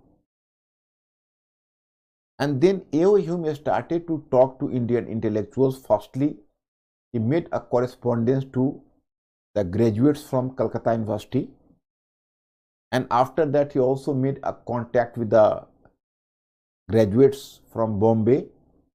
Actually, in 1884, the liberal Viceroy of India, Ripon, after resigning from India, he was returning to London. So he had to catch up the ship at Bombay coast. So he was moving to Bombay. So even A.O. Hume accompanied him up to Bombay. And after seeing him off, then he made a contact with the graduates at Bombay. मतलब आपको सूचना मिलती है कि A.O. Hume ने पहले कलकत्ता के स्नातकों से, ग्रेजुएट से पहले वार्ता की। फिर जब वो लॉर्ड रिपन को विदाई देने बॉम्बे गया, तो फिर बॉम्बे में उसने वहीं रुक गया और वहाँ के ग्रेजुएट से उसने बातचीत की। And then he initiated the foundation of this organization. Its name was Indian National Congress, although the name was given by Dadabhai Naoroji. And then it was the time some people from the upper middle class supported the idea of formation of such an organization. Here you can cite certain names: Dadabhai Naoroji, W.C. Banerjee, यानी Umesh Chandra Banerjee, P. Anand Charlu, later Surendranath Banerjee, Anand Mohan Bose, then Gopal Krishna Gokhale, later Firoz Shah Mehta. So they belong to the category of leaders. They were characterized in history as the moderate leaders. But here the first initiator of the whole process was a retired British adhikari, a British officer. His name was A.O. Hume. So my student, it created a flutter, a controversy. मतलब चूंकि एक British अधिकारी A.O. Hume ने इस संस्था को स्थापित किया, यहीं से विवाद शुरू हुआ। और विवाद की जड़ में अगर आप जाओगे तो देखोगे कांग्रेस के तो कई चरणों के बारे में आपने सुना है। अभी तो मैं मॉडरेट फेज की बात कर रहा हूं, जिसको उदारवादी चरण बोलते हैं। फिर उसके बाद आएगा एक्सट्रीमिस्ट फेज, जिसको आप उग्रवादी चरण कहोगे। उग्रवादी चरण के एक नेता होंगे, उनका नाम होगा लाला लाजपत राय। तो लाला लाजपत राय एक टर्म देंगे सेफ्टी वॉल्व, और विवाद यहीं से शुरू हुआ। Actually, the controversy started with the statement of Lala Lajpat Rai. He was an extremist leader, and he coined the term safety valve in his journal Young India. He preferred to characterize the Congress, you can say the foundation of Congress, not Congress, foundation of Congress as the safety valve. What is the thesis behind that? The basic meaning is that the Congress was an organization which was founded by a retired British, which was founded at the initiative of a retired British officer A.O. Hume, and at the behest or advice of the Viceroy of India Lord Dufferin, and in the British interest. मतलब उन्होंने कहा कि देखो भाई, कांग्रेस एक ऐसी संस्था है, एक अवकाश प्राप्त ब्रिटिश अधिकारी के द्वारा भारत के वायसराय लॉर्ड डफरिन के विचार से और ब्रिटिश हित में हुआ था. Why safety valve? So safety valve, my students, you may have observed in your pressure cooker there is a safety valve. Suppose you can say you are just cooking your food and pressure cooker is closed and there is too much smoke and it may come on the point of blast. That will be much dangerous to the people. But in the meantime, if there is the excessive smoke in the cooker, then this safety point is just broken and extra gas is released. So this cooker is just saved from getting blasted. So same theory is applicable here. Actually, according to Lala Lajpat Rai, Lord Dufferin suggested A.O. Hume if lay foundation of such a representative organization in India, which should just reflect the public mood in India. And we Britishers should be careful about the public opinion of India, because we are not having any, source for knowledge of the public opinion, and suddenly the public discontentment is seething, or you can say growing, and a time comes with the great uprising like the revolt of 1857 take place, and we are caught unawares. We cannot save ourselves. If there would be a Congress-like organization, so this organization would articulate the discontentment of the Indians. So you will just come to know in advance that now the Indian public opinion is going to be furious. So you will modify our policy in advance so that such an unwanted event could not have taken place in future.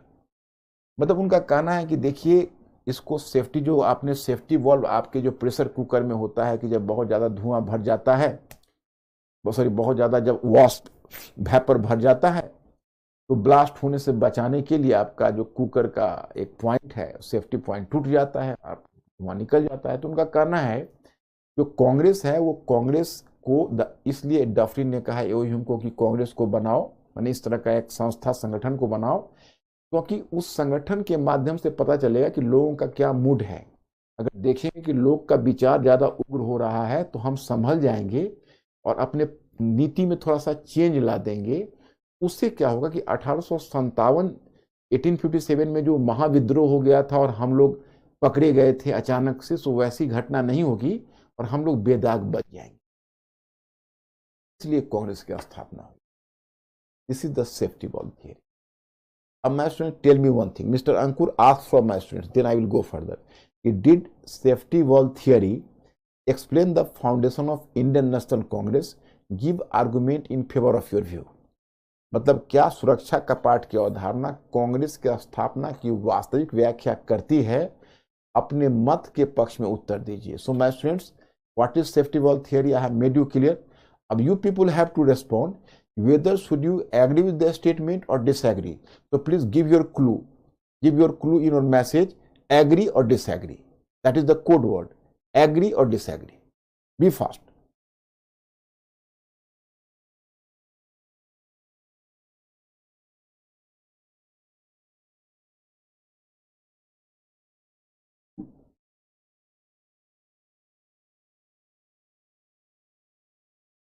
Yeah. Agree. Most of.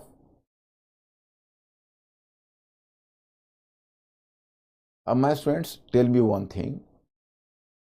If most of you have given your, most of you have just given, most of you have given your inclination for agreement. मतलब आप लोगों ने कहा कि भाई इसमें agree होना है.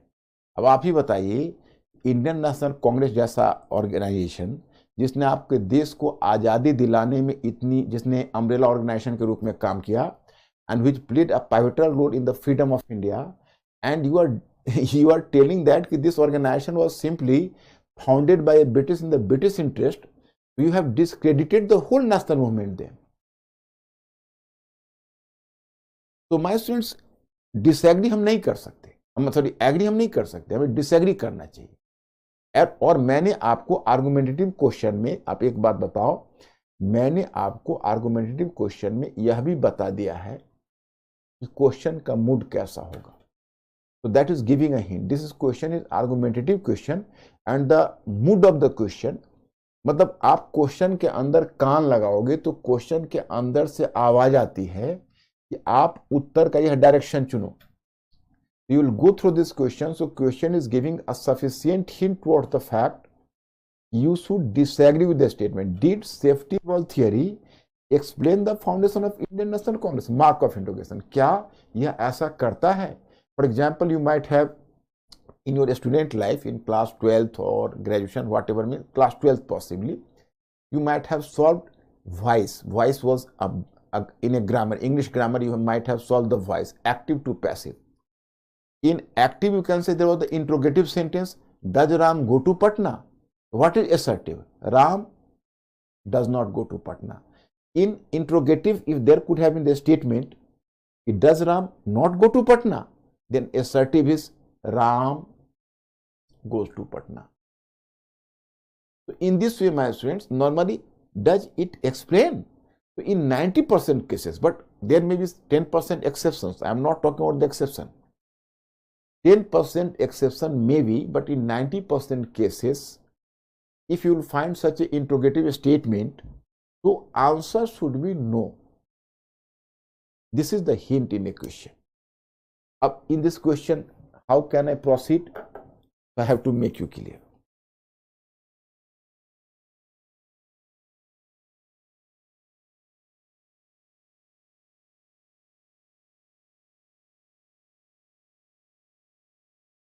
The term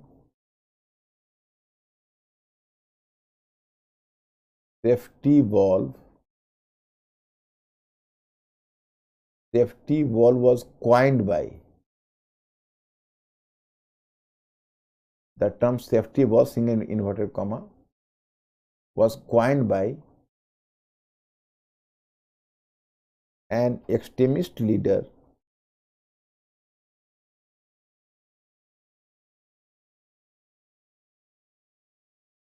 Lala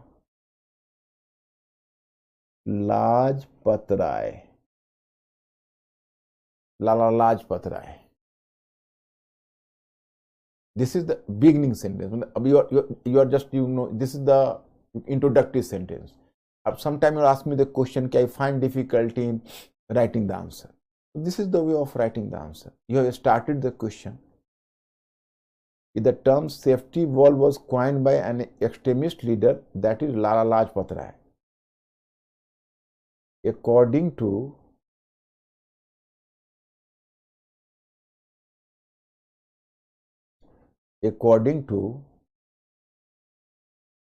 this phrase,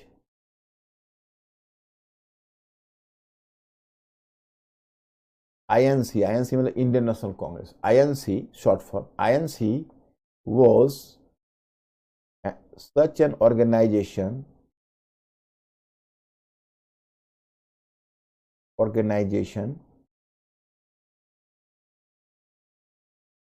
which was formed by a retired British officer,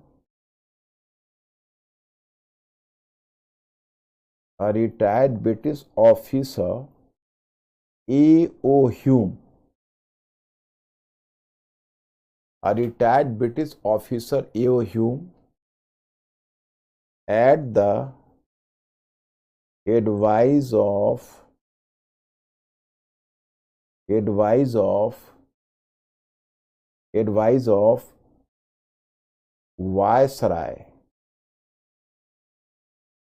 Viceroy of India Lord Dufferin, Viceroy of India Lord Dufferin in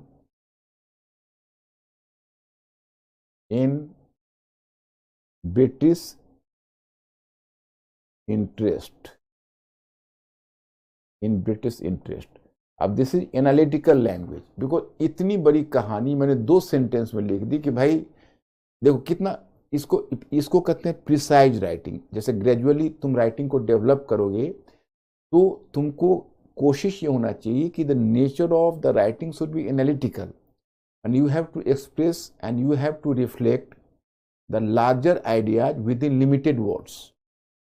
अब suppose you can say you people will just observe simply the gadget of the UPSC, or presently you can say the notification has just now, because even the date for the form filling has been already exhausted.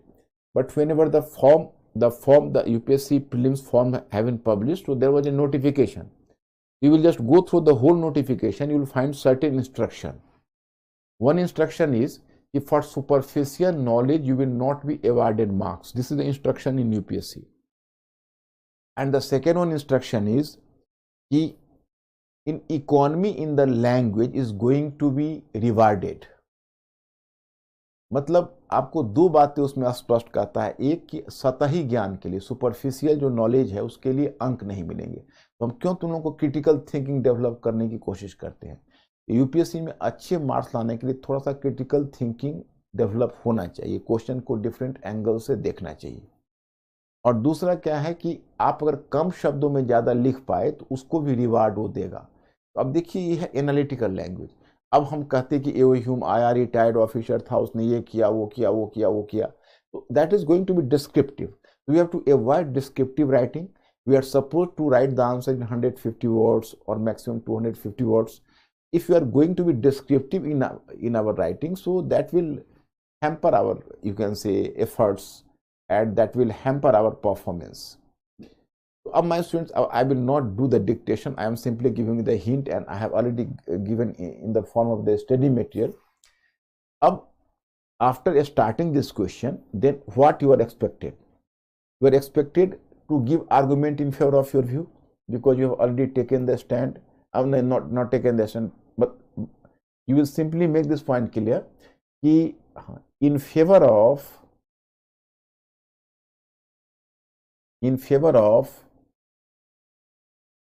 the view, in favor of the above view,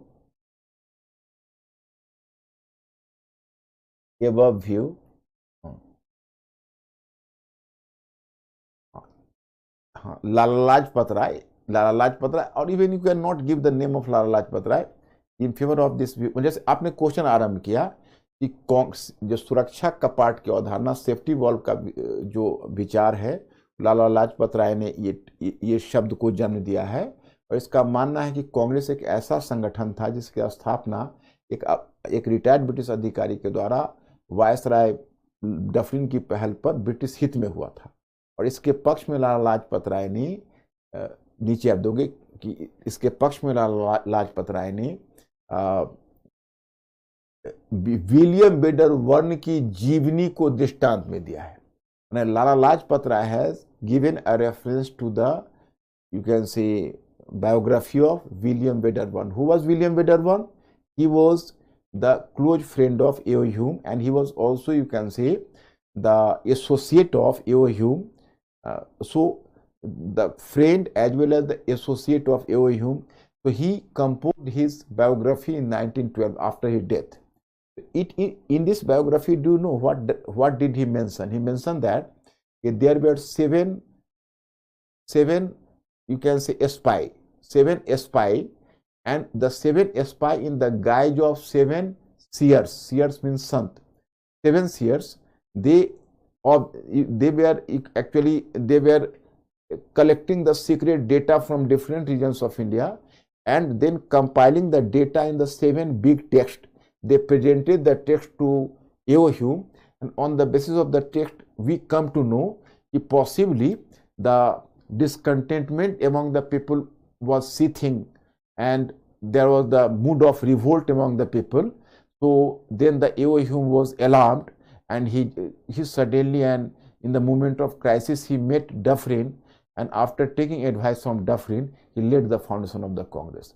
मतलब William बेडरबर्न कहता है कि actually जो मतलब British government ने India में 7 साधु के भेष में 7 गुप्तचरों को लगा रखा था कि जरा पता करके आओ कि भारतीयों का कैसा मूड है।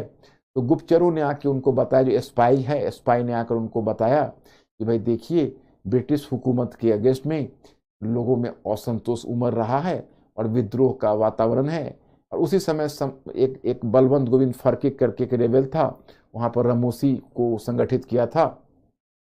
इन सब बातों से एओ ह्यूम डर गया और डफरिन से मिला, और फिर डफरिन ने कहा कि ऐसा है कि आप कांग्रेस जैसी संस्था बनाओ और उस संस्था के माध्यम से लोगों के पब्लिक ओपिनियन को हम जानते रहेंगे, जो ऊपर हमने बताया।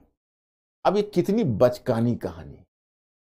तो in favour of this view it has been given, but now after change of paragraph, मतलब अब इतनी लंबी कहानी थोड़ा दें कहेंगे। In favour of the view he presented the biography of the William Wedderburn, who tried to establish that A.O. Hume laid the foundation of A.O. Hume received the secret seven secret text from 7 seers, and on that basis he tried to form an organization like Congress so that he could avert the situation of revolt. तो अब इतना तुमने ऊपर दे दिया, अब उसके बाद फिर पैराग्राफ चेंज करना है आफ्टर चेंजिंग द पैराग्राफ। क्योंकि देखो, अब इससे हम एग्री नहीं कर सकते। Why? I am giving the argument. Actually Bipin Chandra, a great historian, you might have heard about Bipin Chandra, the freedom struggle. तो he told that it is simply a myth का मतलब मिथ है, it is not reality. Reality is what? तो he raise certain question. He raise first question, if 7 seers submitted 7 documents to A.O. Hume, so where are the documents after freedom, after independence? Where are documents? At least if 7 documents were just submitted by the seers, so these documents should have been preserved either in any Indian library or in the Library of Britain, but such documents are never to be found either in British library or Indian library. तो where are the documents then? उनका कहना है कि भाई 7 साधुओं ने 7 document पेश किया, तो कहीं तो होना चाहिए, न लंदन की लाइब्रेरी में है, न इंडिया की लाइब्रेरी में। और सेकेंड वन ही टोल्ड कि actually William Wedderburn was basically doing some service for A.O. Hume. Actually A.O. Hume laid the foundation of Indian National Congress, and actually now he was inviting the wrath of the British people, because when the Congress was founded by A.O. Hume, so he founded Congress as if it will work as a bridge between the Indian intellectuals and the British government. But up to the era of, or up to extremist phase, because William Bederman wrote this biography in 1912, up to this period you can see there was the rise of extremism in the Congress, and the extremist leaders started Swadeshi movement. So Congress politics was going to be furious against the British. So now charge was leveled against the A.O. Hume in British society कि possibly A.O. Hume is a traitor. A.O. Hume was a traitor because he laid the foundation of such an organization who just the organization which is likely to dig the grave of the British Empire in India. मतलब एक तरह से समझिए तो William बेडरबर्न ने A.O. Hume को British society में बचाया। बहुत सारे ब्रिटिशर्स को, चूंकि इधर क्या था कि जब A.O. Hume ने कांग्रेस को इस्टेब्लिश किया था, तो उसमें तो कांग्रेस एक शांत ऑर्गेनाइजेशन था, शांत संस्था थी, और उसने माना था कि इंडियन इंटेलेक्चुअल और गवर्नमेंट के बीच थोड़ा सा एक सहमति बनेगी। अब कांग्रेस हो गई फ्यूरियस, एक्सट्रीमिस्ट फेज आ गया, तो अब ब्रिटिश सोसाइटी में बात चलने लगी कि अरे A.O. Hume ने तो ब्रिटिश शासन की ही जड़ खोद दी, एक ऐसा ऑर्गेनाइजेशन बना दिया जो खुद ब्रिटिश शासन का ग्रेव डिगर्स बन सकता है। It will be grave diggers, मतलब तो ब्रिटिश शासन का ही कब्र खोद देगा। वही विलियम बेडरबर्न ने ब्रिटिशर्स को विश्वास दिलाना चाहा कि देखो भाई, A.O. Hume ने इसलिए कांग्रेस बनाई थी क्योंकि 7 साधुओं ने 7 दस्तावेज दिए थे, वो ब्रिटिश हित में बनाई थी ताकि विद्रोह ना हो, रिवोल्ट ना हो, आप उसको गलत ना समझिए। वो काम तो कर रहा था एओ ह्यूम का, लेकिन उसने अफवाह फैला दी, पूरा र्यूमर फैला दिया कि कांग्रेस को ब्रिटिश ने स्टैब्लिश किया। Number one. तो at the point number first you will make this point clear, William Wedderburn, basically such documents are not to be traced out either in Indian library or London's library. And the second one was that in 1950s, even you can say Dufferin's letters were published by his great grandson, when his grandson or great grandson published his letters. From one of the letters, we come to know, Dufferin has informed us, A.O. Hume met him at Simla and talked about formation of Congress-like organization, but he didn't take interest into his proposal. मतलब Dufferin ने कहा, अपने एक letter में उसने reveal किया, Dufferin ने जो उसके ग्रैंडसन ने पब्लिश किया है कि भाई एओ ह्यूम हमसे मिला जरूर था शिमला में, लेकिन हमने उसके मतलब उसने कहा था कि हम एक कांग्रेस जैसी एक संस्था चाहता हूं कि स्थापित करूं, एक रिप्रेजेंटेटिव ऑर्गेनाइजेशन इस्टेब्लिश करूं, लेकिन हमने उसके प्रपोजल में इंटरेस्ट नहीं लिया। This claim has been made by Dufferin. It means it is not to be acceptable. Then what is the reason behind the rise of the you can say foundation of the Congress? So simply switch over to other point. Simply make this point clear कि up to 1870s and 1880s, there was the growing rise of nationalism in India. There was the rise of nationalist consciousness in India, and at the regional level, there was the formation of so many organizations. So the foundation of the Congress was the logical culmination of the rise of nationalism as well as the formation of regional organization. It should not be taken as the safety valve. So that's why the safety valve theory does not explain the foundation of Indian nation. Okay? मतलब आप कहोगे कि भाई देखो, तो अब कारण क्या है? इस समय 1917-80s में नेशनल कॉन्शियसनेस, राष्ट्रीय राष्ट्रवाद का उत्थान हो रहा था, और क्षेत्रीय स्तर पर तो रीजनल स्केल पर तो बहुत सारे संस्थाएं बन रही थी। तो कांग्रेस की स्थापना जो क्षेत्रीय स्तर पर बनने वाली संस्थाएं थी, उसका तार्किक परिणाम था। उसको आप अलग मत लीजिए, उसको आप एक तार्किक परिणाम के रूप में, लॉजिकल कल्मिनेशन के रूप में देखिए।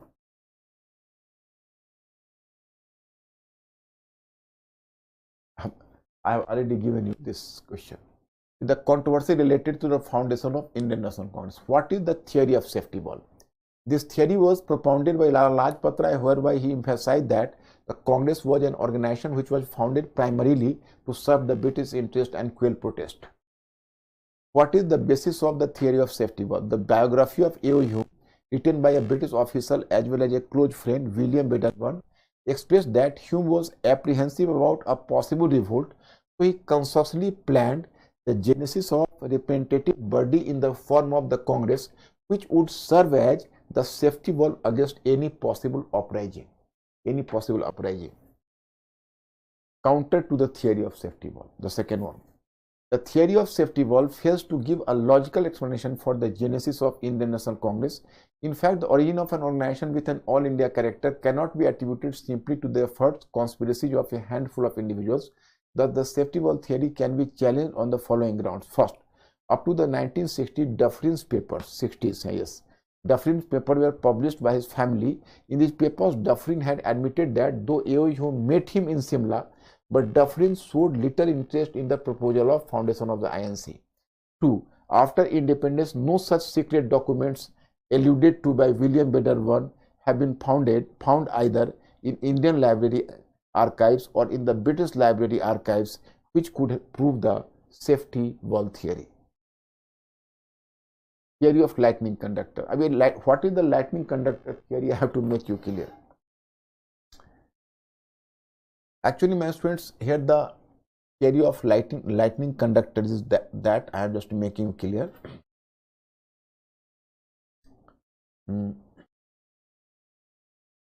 You might have heard about lightning conductor. Actually, lightning conductor is fixed at the top of the very gigantic type of the palatial building. मतलब palatial building की मतलब a building with a long height.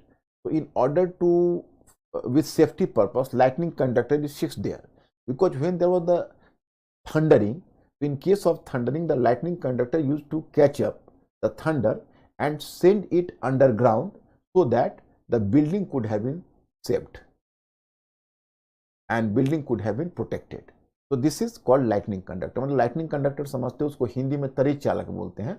मकान के ऊपर, ऊंचे मकान के ऊपर लगता है कि अगर कहीं कोई अगर बिजली गिरी तो उसको कैचअप कर लेता है और उसको अंडरग्राउंड भेज देता है।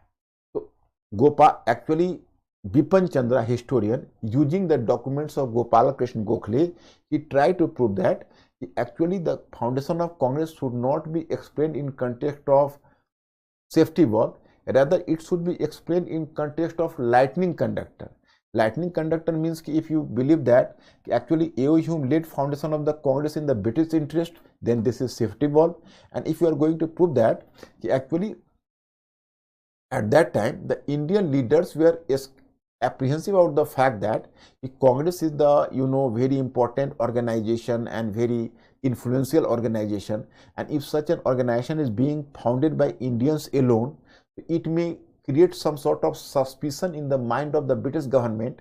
So at least one Britishers would be associated with the organization, so then the doubt of the British government would be dispelled about this organization, and even the British government would be soft towards the organization. मतलब इसके पीछे भाव यह है कि अगर कांग्रेस जैसी महत्वपूर्ण संस्था की स्थापना केवल इंडियंस ने किया होता तो हो सकता था कि गवर्नमेंट को ऐसा लगता कि पता नहीं ये ऑर्गेनाइजेशन हमारी जड़ न खोदे, और उसको सस्पिशन होता और वो हो सकता था इसको सप्रेस करने का प्रयास करती, दबाने का प्रयास करती। एक ब्रिटिश A.O. ह्यूम को जोड़ लेने से इंडियन लीडर्स के द्वारा कम से कम ब्रिटिश का यह जो अविश्वास है, सस्पिशन है, वो समाप्त हो गया। तो मतलब यह है कि A.O. ह्यूम ने इनिशिएटिव नहीं लिया, इंडियन लीडर्स ने ही चालाकी से एक ब्रिटिश को जोड़ लिया, ये बिपिन चंद्र कहते हैं, ताकि गवर्नमेंट को सस्पिशन कोई ना रह जाए। अगर ऐसा है तो दूसरा वाला थियरी है lightning conductor, that is called the theory of lightning. तो Ankur, make me clear, my students are clear about this safety valve theory or not, and please my students give some clue because of time is nearing, so I will just take a clue and then I will give you the certain advice.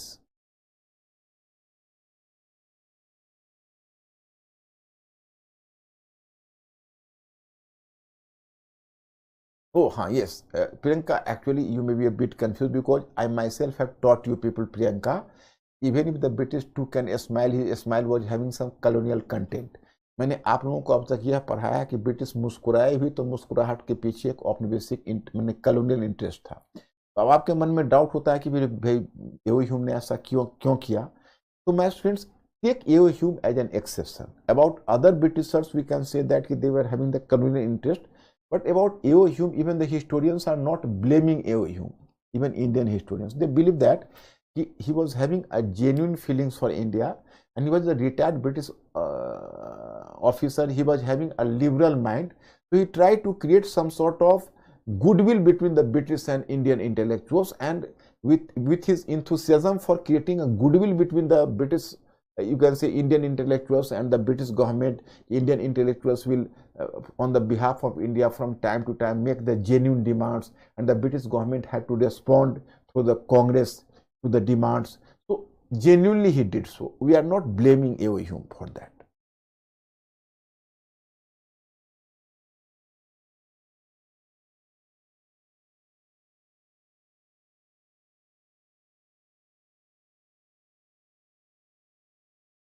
Gopal Krishna Gokhale gave an alternative theory, the theory of lightning conductor. Actually Gopal Krishna Gokhale के documents को बना के, गोपाल कृष्ण गोखले खुद नहीं कहा है, here the basis is what, basis is the documents of Gopal Krishna Gokhale, you are correct, but this has been revealed by whom? Bipan Chandra, historian modern history of modern India, Bipan Chandra, giving reference to Gopal Krishna Gokhale, he revealed it. So that's why I have given you the name of Bipan Chandra.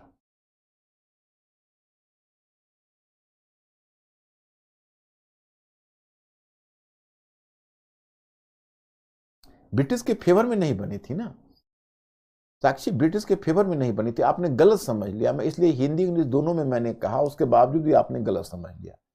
बनी थी तो India के favour में। मैंने जो stand लिया है आपने समझा नहीं। हमारा जो लास्ट कंक्लूडिंग पॉइंट है, या पहले भी जो मैंने आपको बताया, एक काम करता हूं मैं, just 1 minute. Most of the students, just other students, please give me the clue. Have you been clear about the safety valve theory, or should I do something? Please make me clear. Be fast, my students. Give me the clue.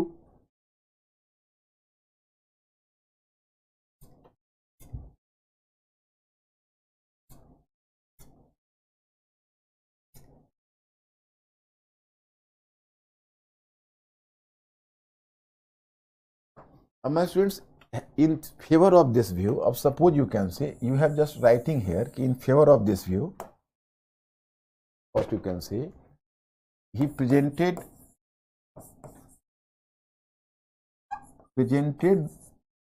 an autobiography of, or the presented the autobiography of, I'm sorry, presented the biography of A.O. Hume.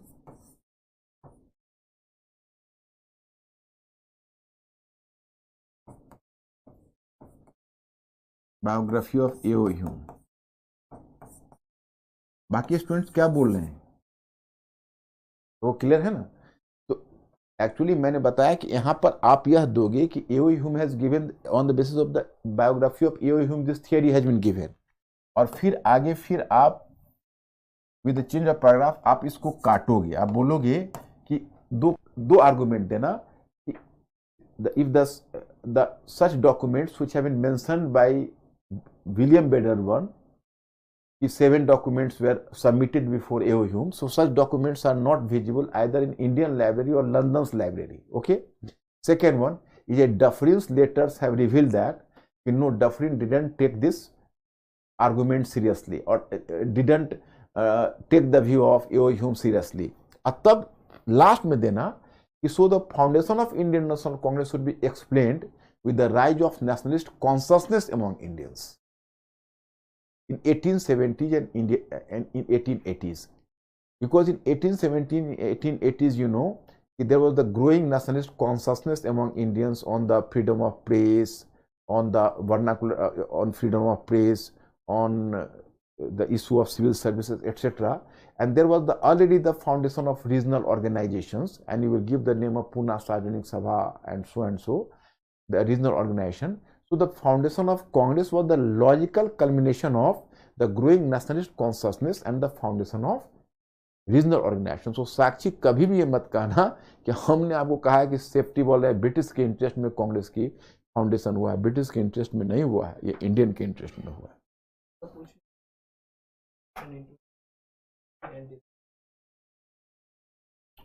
You have to, Astha, you have to take the conclusion, agree or disagree. You are going to take the agree and disagree both. So what actually in every question you are supposed to take the stand. So what will you stand? Either in agree or in disagree. It is not possible that you will 50% agreed or 50% disagreed. It is not the situation. So there is no such a situation in which you will agree and disagree both. Either you have to agree or disagree. Okay hai? So my students, अब today time is over, and here I am requesting you, this is, does the safety valve theory convincingly explain the genesis of the Congress? So Lalaj Patra, while expressing the extreme disapproval towards the moderate leadership of the Congress, propounded the safety valve theory. It states that the Congress was founded on the advice of Lord Dufferin by retired British officers A.O. Hume with the sole purpose of serving the British. Already I have given you the question. Moreover, to support argument, Lala Lajpatrai alluded to the biography of A.O. Hume written by William Bader-1. It had the reference to 7 secret reports presented to the British government containing information about future uprising against the British rule. But the Bader-1 argument have been rejected in the following grounds. After independence, no such documents could be traced. Indian Library Archives and British Library Archives, Dufferin's papers published after independence. So to accept the theory of safety valve would be an injustice against the nationalist uprising during the 19th century. In fact, foundation of the Congress should be explained in the context of evolving nationalist consciousness during 1817-1880. इतना clear कर दिया हुआ है। और आपने study material पढ़ा होता तो आप कैसे कह रहे हो कि सेफ्टी वॉल्व का थियरी करेक्ट है, ये तो बिल्कुल आपका दिया हुआ है। तो प्लीज अब मैं आपको होमवर्क देता हूं, you will go through this diagram and you will go through the study material. My students, tomorrow I am busy somewhere, so tomorrow I cannot conduct your class. So tomorrow I will not conduct your class. Tomorrow is actually holiday from my side. Your geography class will just take place as it is, but I will not take your class tomorrow, and I will take your class the day after tomorrow. Okay, the day after tomorrow. And tomorrow you people are go through this study material, limitations of the moderate phase, questions throw light on the base of the Congress during the whole matter you will go through the day after tomorrow, extremist phase. I will discuss the whole matter. Okay.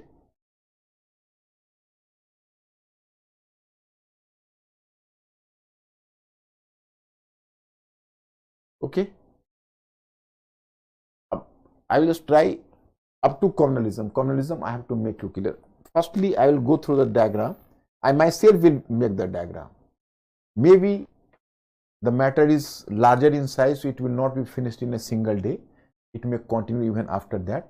So tomorrow I am going to suspend your class, and the day after tomorrow I will attend your class. Thank you very much. मैं आपको परसों class दूंगा, कल आप लोगों की छुट्टी रहे. Okay.